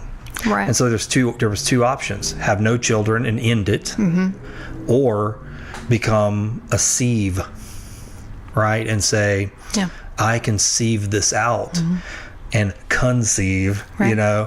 And that was my thinking. And so I started keeping journals, and I was writing letters to children I didn't have. I didn't have a wife, didn't have anybody. But it was just ideas, just like, hey, here's what's going on in my head. This is the way what I'm thinking. Maybe someday I'll just be a bunch of dust, but hopefully some of this stuff that I'm writing down I can pass on to you and just let you know the why of why you're here. It's not your mission to be a filter or a sieve, but hopefully I can be enough of one to where you get a chance to not have some of the tendrils in you that I had. And that's maybe selfish, probably so, to some degree. I don't think it's selfish. I don't think that's the right word. But yeah, has it been hard? Sure. I mean, and have I done a good job at being a sieve? No, not always. I mean, because it's a harder job. It is a hard job. It's harder because you don't when you start digging. Yeah. It's like somebody who has this beautiful green backyard. And I say this because we had a similar situation in our yard, and it's like, oh, this is great. We love this.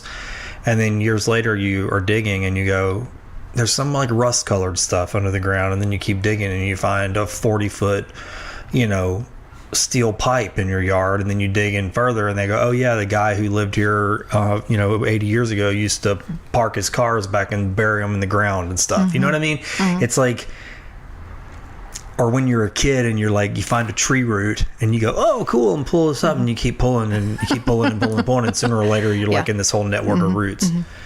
That is what I find about self-excavation is like, oh, I'm going to be a sieve. I'm going to clean this stuff out of myself. Yeah. Well, you think. Yeah. And then instead what you're doing is you dig stuff up. And you're like, well, I can't even deal with these other 100 things because this one thing right here alone is a big bear. So yeah, I guess that's a bigger answer than maybe. It's definitely not. I guess what you said, like the classic, well, we're just going to have kids and make babies and have picnics on Sunday after church. I mean, that never occurred to me. I didn't even know who I was going to have children with. And let's say my children weren't all born under auspicious circumstances either. Right. I think that I just don't understand how. I don't understand why people.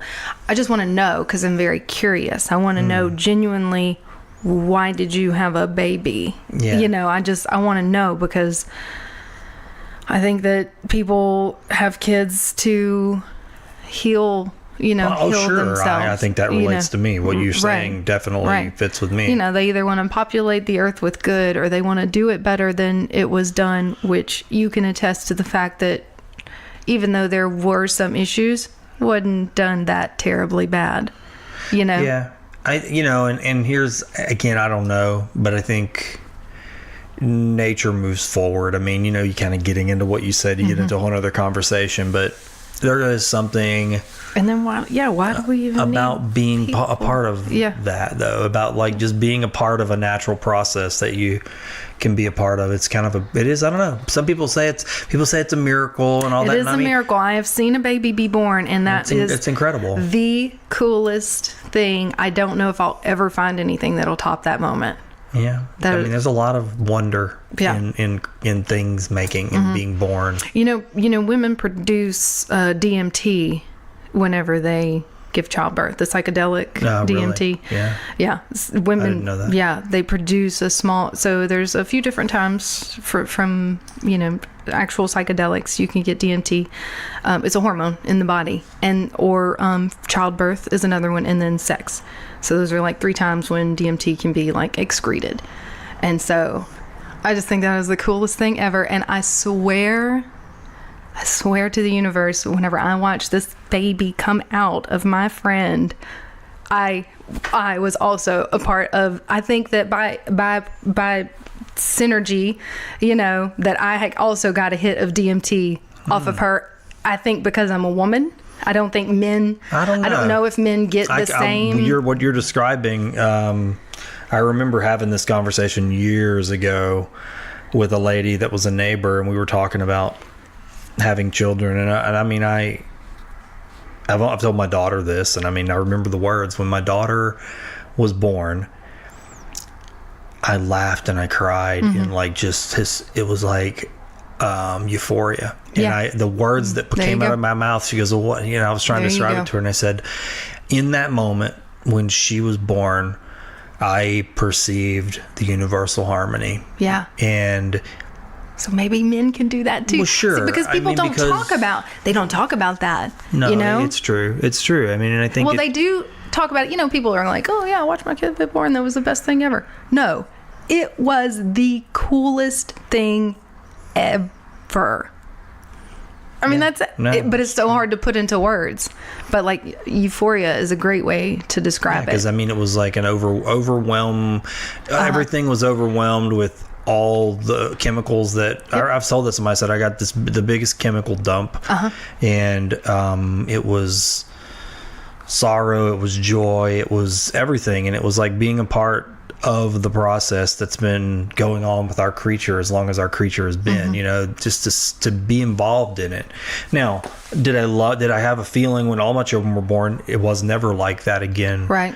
And it wasn't because they were any less special. It was, but because once the first time, you're aware. Right. It's always different. Definitely. Can I go in here now? Oh yeah. Yeah. Well, that was a good scene. Now, aren't you glad we didn't just move on? Come on. It's just such a tough thing because people always want you to have kids. Why? Do you think that people think? Oh yeah. People ask me all the time when I'm going to have a kid.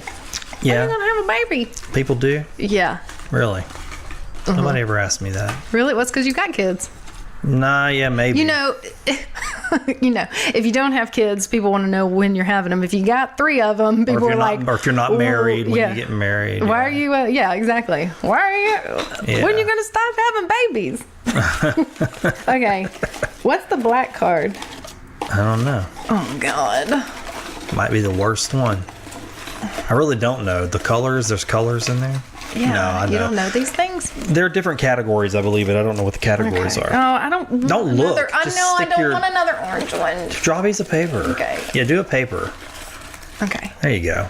Watch it be one of the same ones, everybody. As long as it's not about socialism, because then the podcast's over. I was about to say this one's blank. That's blank. Awesome. Write your own question. Oh, geez. Uh-oh. What is your greatest regret? Huh. That's a big one. I mean... And hang on. Hold on. Exactly. You don't have any regrets. I don't. I told you. No, I told you. There may be some things that I have regretted, but it's never bummed me out. Well, what's the greatest of the non-bumming out regrets that you have? I really feel pretty... You're just fine. Everything's been good? Well... Okay. I do have some regrets. Like I said, Well, pick one. they don't. Let's go random. Doesn't even have to be the greatest. What's just a regret? Since you seem pretty much like from what you're saying anyway, that you don't really, you're good with like everything. Yeah. So if you are, and you do, if that's the case, then finding regret's probably going to be difficult. I think that, like I've already talked about vehicles. I've made bad vehicle decisions. Let's talk about those then. What's the worst one? One time I this vehicle I have now is probably It's probably really the only vehicle that I super regret getting, because Really? The one you're driving now? Yeah, the one I'm driving now. So you regret the current one the most? I regret this one the most because I wasn't financially stable. I was financially stable enough to pay the bill, but wish I would have been smarter. I wish I would have been wiser with the fact that I could have gotten something. I see that I made a hasty. I'm not allowed to make, by design, I cannot make quick decisions. Decisions should take me a long time. They should come naturally. And I really try to follow that rule. It really frustrates people about me. They get frustrated with me whenever I can't make a decision. But this one, my beloved Jeep had died, and bless Roger's wonderful heart, he had tried to fix it so many times. And he had a vehicle which was running, very poorly. And so we were sharing that vehicle. And at that time, his oldest son was living with us. And so I was bringing him to McNeese, Roger to work, myself to work, and then picking everybody back up at the end of the day to go home. And this vehicle just couldn't handle it. And so it was dying. And so I was like, okay, one day I'm going to go and get a vehicle. And I went and got pre-approved for the loan. $10,000, 3% interest, great deal. Went to the car lots. They had nothing. It's hard to find a vehicle for $10,000. I get to Autoplex, 2000. They have a vehicle that suits me. But then he's like, but look over here at this one.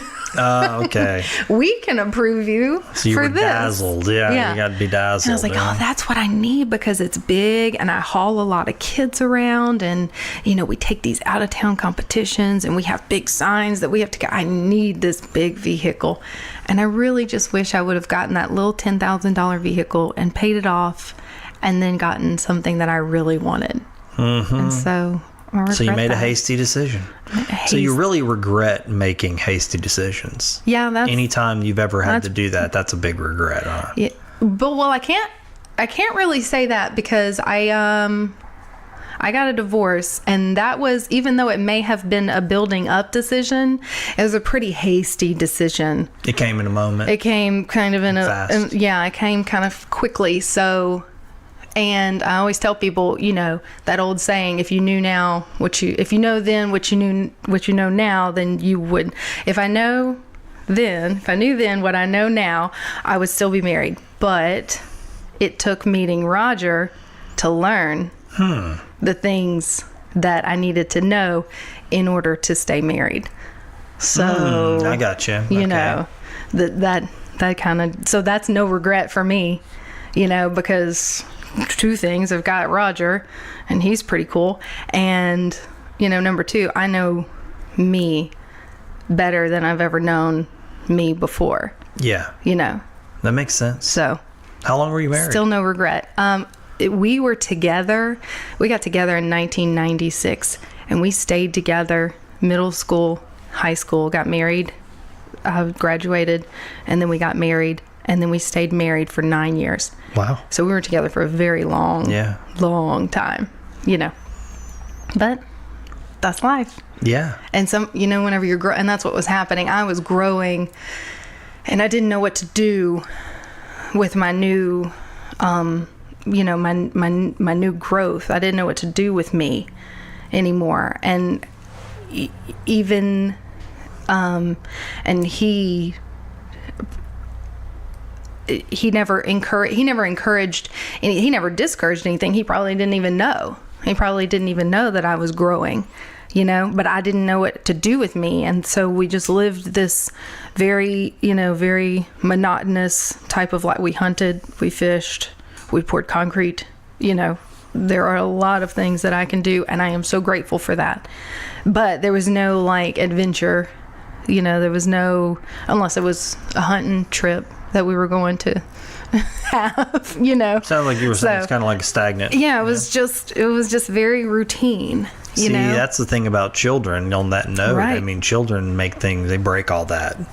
The routine, you might think it's routine because you got, there's some stuff they got to be to, but children will break that routine completely apart. That's my life probably every day. I mean, if I'm being honest, that's really why we probably went into the business. was because the just lack Mundane. of, there was no, just the inability to a routine.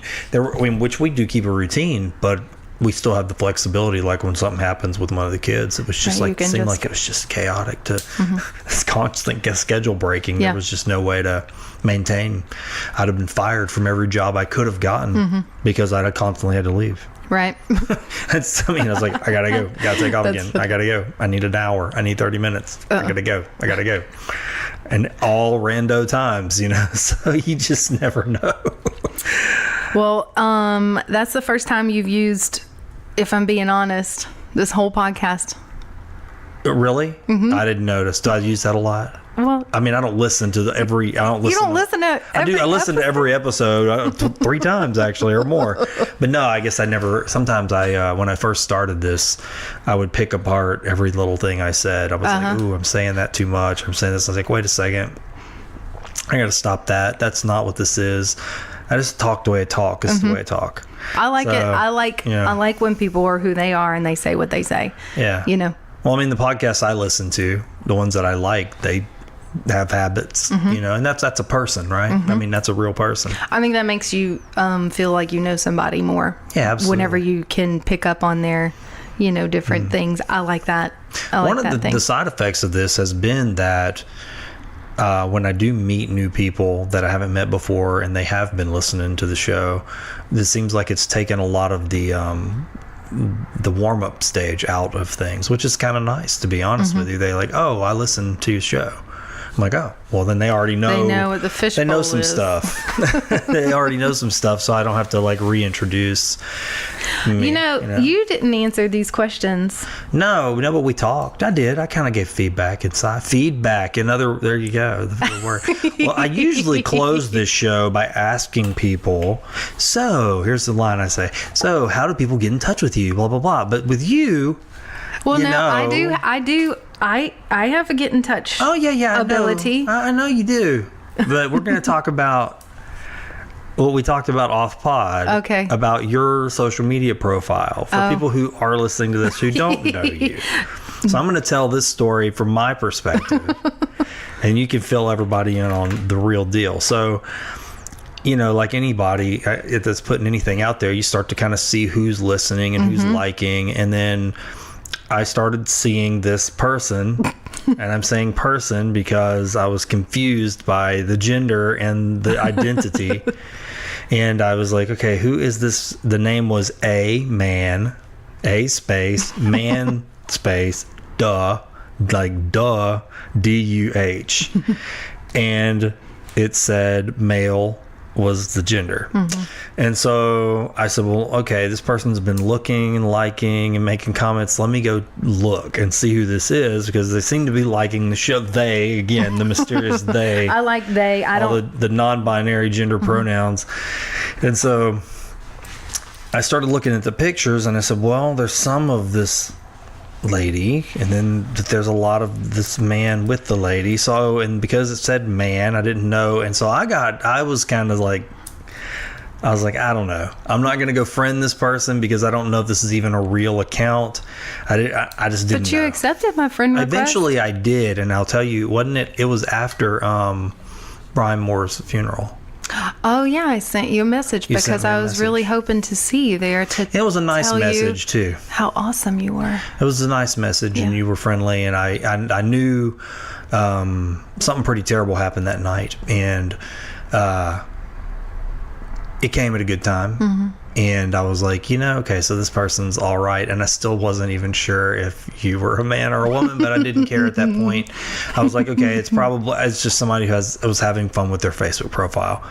And that's just kind of how I summed it up. And then eventually, I got to know you, but I'm putting all that out there. So when people you tell people how to get in touch with you, they don't have to go through what I went through, the mystery. Well, I think that Facebook should be fun. I think that a lot of people, I think it's a good tool to use, but I think that at the end of the day, it should be fun, and it shouldn't be so serious. I think a lot of people take it extremely seriously. Yeah, I think it's a good tool too. I mean, again, we talked about this off pod, but yeah, I had gotten out of social media and got back in. But yeah, I like to move forward using the tool with intent, because I do think it can be dangerous. Yeah. I think that we talked about this. I think that, I keep my friends' number pretty low, and I cull pretty frequently, because I like genuine connection. So I may friend request a few different people, or I may accept friend requests, but then there's like a culling period, and sometimes that's sad, because you really do wish that you could get to know someone for who they are, and just not just who their social media is. Yeah, no, that's true. That's because you don't know how authentic that is. Right. But you don't, even if somebody if someone puts out their business, then you may know what they do and who they are. And if someone puts out their personal belief system, then you may know what they believe. But you never really get a full, picture of who they are. So I don't know. And then sometimes those people just junk up my newsfeed, and I don't like it, because I want to see more of Find the Good News stuff. Oh, man, that's good. I do too, actually. I mean, that's the kind of stuff I follow, is things that are like that anyway. Yeah. I want that stuff that's what I want in the stream, man. I don't have very many negative things. I may have a few people that may complain, or I don't know, they may have something bad that they have to say or whatever, but I give it a like too, because it never bugs me to see people one way or the other. It never bugs me to see extremists. So a lot of people are bugged out by extremists, but they don't really know, because they just think they don't like seeing people complain, or they don't like seeing people post 1,000 selfies, or they don't like people seeing people post God posts or Buddhist posts or whatever. Like they just don't like extremists. Right. People that are in a category. Exactly. Yeah, no, that's true. I find that too. And I mean, look, I'm guilty of, if that's the word, of that. I mean, if I just get sick of something, right, it's just what we were talking about again off pod. I was like, I can just change the channel for a little while. Facebook has got tools now where you can just pause somebody and go, look, I just don't want this for a little while. And if it comes back in, it's the same way. I'll put it on pause again. And my kind of mental note for me is, if I'm doing that 2 or 3 times, it's better for me just to get them out of my life. Time to go. And the other thing too is, I think of it as going swimming. If I'm going swimming, I don't want to swim in water that's full of Coke cans and baby diapers. I mean, that's not what I wanted to get in the water for. I didn't get in there for that, unless I'm in there to clean it up, right? Right. But if that ain't why I'm in there, and I'm not on Facebook to clean it up. Yeah. I can't do it. There's a lot of garbage out there. Yeah, there is a lot of things. Yeah. So I'm just gonna I'll pump my own water in there and sit in my little pool, and if somebody wants to come in there for a little while and hang out, we'll do that. But if it turns to baby diapers and Coke cans, there's a podcast for that. It's called Everything's Live. Yep, that's right. You can see how Louise finally had his final fulfillment. Right. So how do people, though, find Amanda? I don't do a lot of social media. So my business, I love social media. Okay. I love my social media. I love that someone could literally, I'm hoping someone could go onto my social media page and maybe not even know what I do for a living. Well, that's the truth. I did not know what you did. Yeah, and I think that is extremely cool. I knew dance was in your life, but that was it. Yeah, you may know that I do a little bit of ballroom dancing. You may see pictures of an event that I didn't even know your last name was Yellott. Yeah, had no clue. Yeah. So, but you may not know that I'm the director of this program. Right. I didn't know. It's my baby. I take care of it. There's only one person above me. I am the president of our, youth board that takes care of a lot of the funding for all of our programs.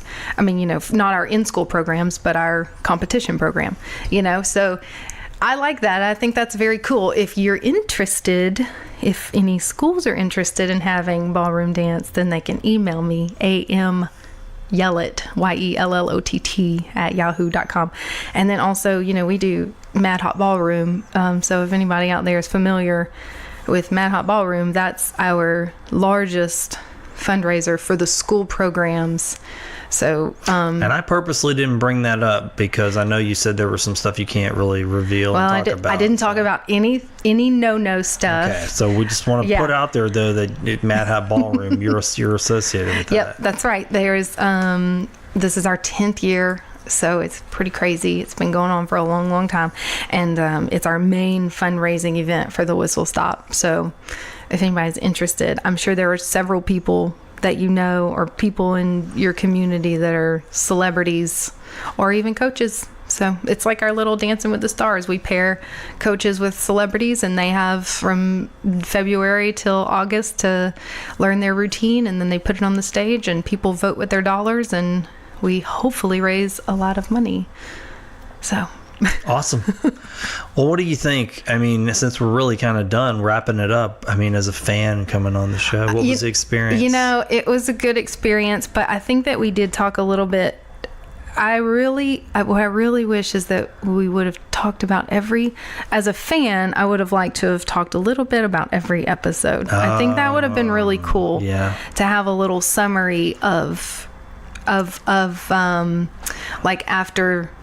after the fact. Yeah. Now we've actually kind of toyed around with that idea of having, we're in there's always so many things we're trying to do with this, but you got to bring it to life, and there's only so many hours of daylight and things to do. But we are talking about starting a Patreon page because, eventually you want to try to have some way to fund this thing.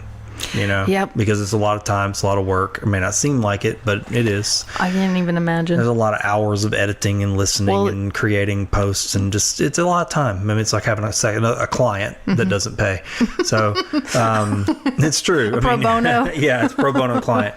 But I mean, that's not a bad thing. So right now it's totally doable, and for the foreseeable future, that's what we're going to do. But we're talking about starting a Patreon program where people could buy in, and then we're going to produce some B-side episodes of basically what we're calling about, cool. To where every episode that comes out, we, the producers, people who work here, will have a roundtable about that episode. That is cool. But you would be able to get those only if you do the paid. If the Patreon. Yeah. That's cool. Yeah. So it's just a little bonus thing, and it's not going to be some kind of giant fee. I mean, there's no way you're going to get that with a podcast like this, but just something to... You never know. You should pull out those journals that you wrote to your kids in and start writing the things that you want. Right. I mean, I'm a huge proponent of manifesting your destiny and just writing out the thing. I think that we all have an ability. We may not all be manifestors. That may not always be who we are, but I do believe that if we put it out there, the manifestors will come along. Well, I kind of have a similar way of thinking. I mean, I don't know if it's truly exactly the same way, but I do think that karma is action, and you take an action, you're building a type of karma. And so if you want a thing to come in your life, if you think of that thing as like a plane, you got to build a runway for it. So, I mean, it's not just going to come crash into the trees. I mean, it might, but it might be pretty destructive. I mean, you might get what you want, but there's no place for it. Right. And it falls apart because that's really, but if you put the action out there and build the space, then a thing might arrive because you put the stuff there. Yeah. Yeah. I think that's very true. But I think that even if a plane does crash into your tree, I think that a lot of times when people ask for things and then they get them, they haven't built their runway yet, but they still feel obligated to accept the thing that they've asked for. But I don't think that you have to ask for it. I've asked for a lot of things and it's always been within my grasp, but I've let it go because it just wasn't right. What I thought I wanted came to me, but then kind of like that thing where like, oh, if that house is still on the market, then it was meant for us. Or if that house is not on the market anymore, then it just wasn't for us. Yeah. You know, I think sometimes even though we do have the ability to manifest things, it's okay to also, you don't have to accept them. You don't have to say, oh, this is a gift I've been given and I have to, you don't have to do that. It might not come back to you, but you know, if you didn't do the work, then maybe a lesson learned to you that you should build that runway before you start asking for planes. There's two things that reminds me of. See, we never end this show. I know it is always how it goes, but it does remind me of these two things. One is a joke that probably a lot of people know from my childhood that I used to think, God, that's so the way it is, though. And it's a story about the people in the flood, and they're standing on the roof of their house, and the guy comes by in a boat, and he says, hey, you guys need a ride? And they're like, no, we're praying God's going to save us. And then he's like, all right, and he leaves them. 2 or 3 other different types of vehicles come by, and they're like, nope, God's going to save us. And then they drown, and they go to heaven, and they're like, God, why didn't you save us? He's like, well, you talking about I sent 3 boats. I sent, a helicopter and 3 boats or whatever. Yeah. And so that kind of reminds me of the way I kind of feel about certain things like that, like saying, waiting on something to happen and not having any of your own involvement of any kind. I mean, partaking in a I think if you're going to manifest something, you got to put the energy out. If you believe in any type of law of attraction or manifestation of any kind, people know you got to do the work. And then there's George Carlin, the sun thing about he prays to the sun. And because he said he gets the results of what he asked for, he gets with just about the same frequency he would get if he asked for it from God. And I say this lovingly because I am a believer, in a creator. But I always used to chuckle at that. I said, because for me, the genie in the bottle version, rub the lamp 3 times and ask for anything you wish for.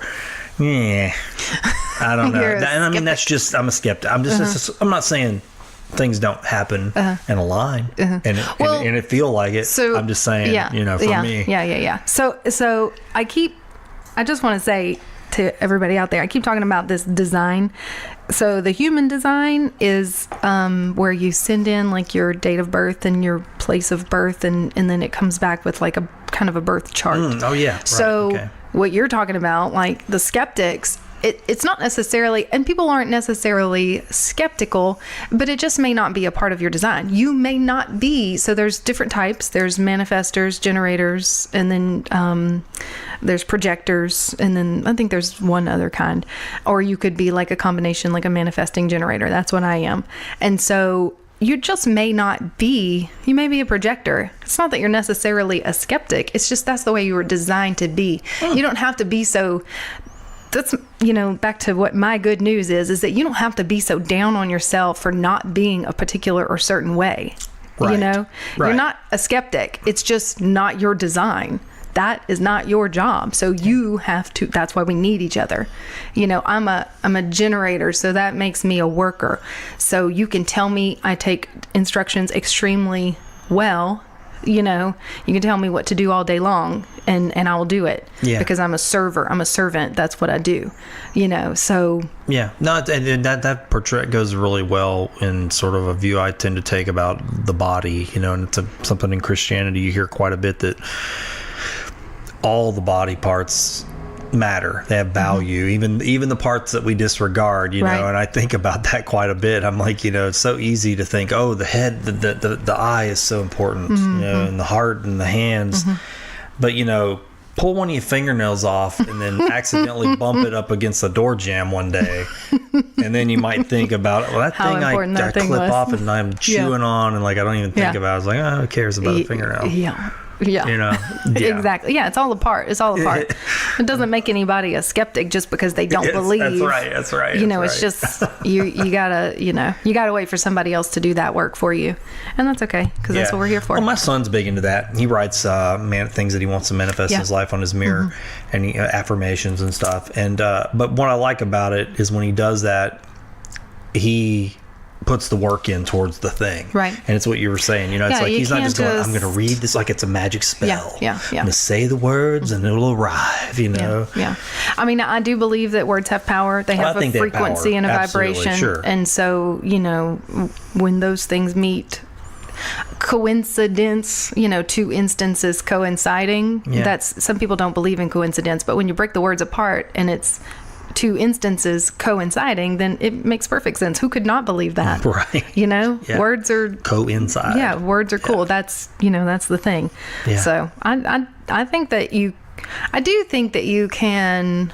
I also believe in parallel timelines, and I believe that wormholes and that you can cross over and back and things like that. So I do think that even writing something out, if you have the intention, sometimes the work is just in the intention. Some people that write affirmations are people that are unhappy with them. If you're writing an affirmation because you hate your body and you're saying, I love my body, well, that is maybe not a true within yourself affirmation, because that's not going to happen. You're not going to be like, I'm skinny, I am skinny, I am skinny, I am skinny. Well, if you don't believe you're skinny, then you're not going to get skinny. You have to do work. Yeah, the work. It's you not have to do the work spell. for that one. But if you say, I just need, I just need this, I just need this, I just need that, the Main Squeeze juice, the girl who owns that, Miranda Fontenot, she does a sisterhood gathering, and that's what you do. You write your intentions for the month whenever it's the new moon, and a new moon ceremony. And I have been to this ceremony before, and whenever we were like a broke joke and we were going to be traveling a lot, and I mean, I was just like, I need money. I hate to ask for money, but I need it. I need it in order to pay my bills so that I can do what I am supposed to do, whatever that is. And then before you know it, whether you've allowed yourself to do the work, or whether it just, now in my situation, it happened to come to me in kind of a lump sum, which was pretty cool.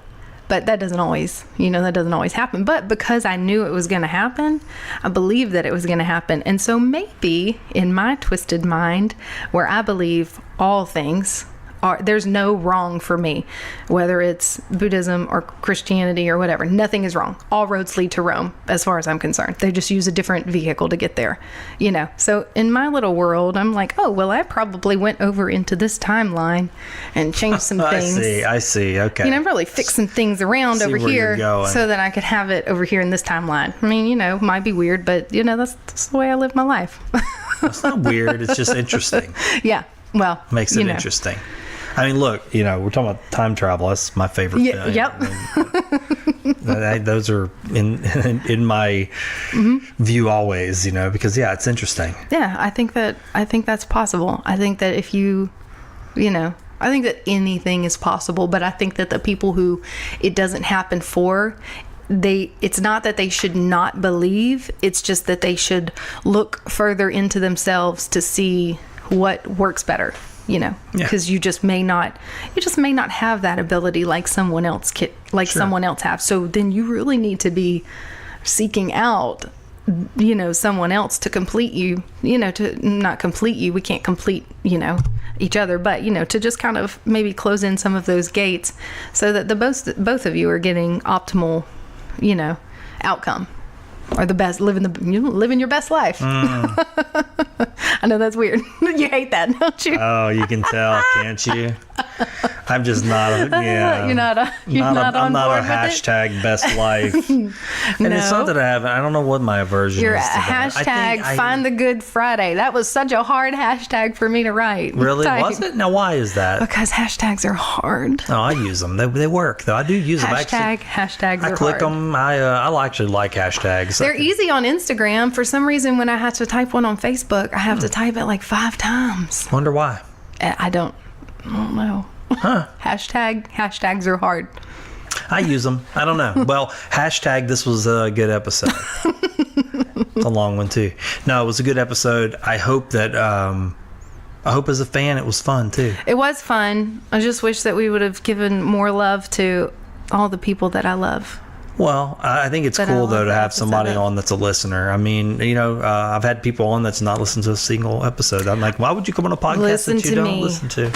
But people I do. love all of these people, and I learned something. But when they don't know what the fishbowl is, it kind of bugs me. Oh, does it? Yep. Yeah, I've had that happen a few times. I was like, I I have know. no idea what that is. Oh, I know. And you I go, just want to send what them. are you doing? You don't know what this is. I don't want to send them a message and be like, well, so first of all, your episode was great.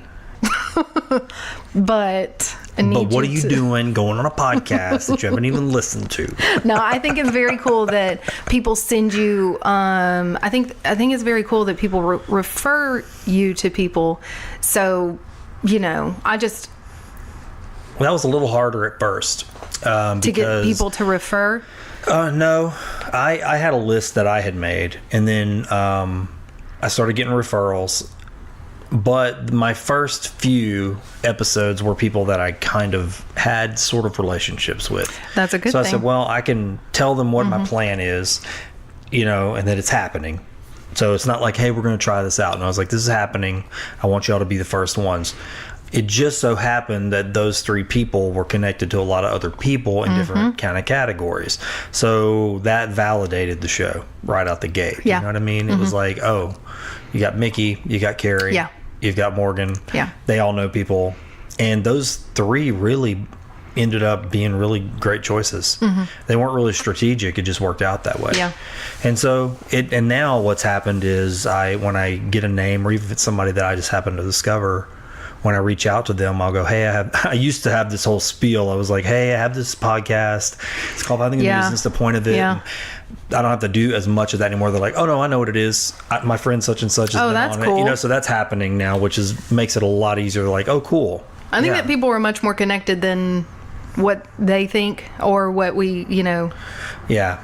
And it does help. I mean, there are some people who are considering coming on, and they're in a different they have a lot more to worry about by coming on a show like this than other people do, I would say, professionally, right? Yeah. Because they can't do that whole... the nature of what we get into. That's right. It's tough. Yeah. It's so very tough. what I'm finding is, though, every time somebody puts their neck out there and that it moves the bar, and that's happened a few times, I've gone, oh, this person kind of they moved the bar. So they've made it safe for 50 other people that were feeling like, that's not for me. Oh, wait a second. Yeah. Now I can do this. Yeah, yeah. And it's moving, and I'm actually got some more coming that I think are going to move that bar into It's tough, but I hope that, when I ask you if you edit the show, you said, yeah, you can, but I try not leave to. leave the sensitive things in. But there are some things that you just can't. There's things I don't talk about. Yeah, there's. I talk about a lot. But I really do. I mean, I do. I talk about a lot. I think, and I mean, maybe I'm wrong. There are things that I don't talk about, though. Or there's things I talk about without trying to be sensitive that there's other people involved. That's what. That's difficult, though. Yeah, you have to be careful. I mean, it is. And that's the whole thing. Is that this is like I kind of relate it to making a personal bedroom film. Because once you put this out here, it's kind of out there. Yeah. You can't take it back. No, right. Or send in maybe that naughty text to someone. You can't take that stuff back. It's out there. I have edited before. So, and I've had people just a few times. Yeah. Again, it's probably been a hand. But you don't want to do that. You don't want to have to, I'm gonna say this, but you can't. But it has happened, and I understood those things. And that's okay. I was like, I get it. I mean, you get in the natural flow of a conversation, right? And you want to talk about it, but you need to be able to say, hey, look, this right here that came out. I didn't. Yeah. Yeah. I mean, because look, somebody could be in AA, for instance, and they're relaying a story, and they're like, man, I'm not supposed to talk about that. Yeah. Actually, so I need to cut that. Okay, well that actually hasn't happened. I'm using that as an example, right. and I get it. I'm like, dude, I get it. Sacred trust. We're not going into a sacred trust. I'm sorry, because people's feelings are. There's a lot of things that you want, like your upbringing has a lot to do with, who you are as a person, but you can't just, you don't want to go blasting around your family or your parents. Sure. But then at the end of the day, that's why you are the person you are. But you don't, you want to reserve someone's feelings. I think you can do that Because if you like, if you're having a normal conversation, if we're just chit-chatting without the microphones, then I'm an open book. That's no pretty problem. open book I am very open. There is very few things that I wouldn't say on this podcast. And one of them is upbringing, because like I said, you don't want to bash the people who made you the way you are. Sure. Everybody's got issues. And then just a couple other things, but talking about parallel universes and things like things that people may not, that doesn't bother me, because there's no harm, no foul. If you don't believe it, that's no big deal. You believe in God, that's fine. You believe in a creator of our world, that's cool. I think God is inside of me. I think that God is the true self and the devil is your ego, and it's as simple as that. But I do believe, I believe in aliens. I think that there's nothing I don't believe. And see, look, you just want to keep going. Yeah. You want to put it Yeah, off. we got to turn this off. You're like wanting to get it out there. You want everybody to know about that you believe in aliens and time travel and parallel. all that weird stuff. And I love you just as well. Thanks for listening to this episode of Find the Good News. If you would like to advertise on this show or sponsor an episode, just visit findthegood.news. Send me a message and we'll see about getting your business, organization, service, product, or event on the show. I deeply thank each of you again for supporting this podcast.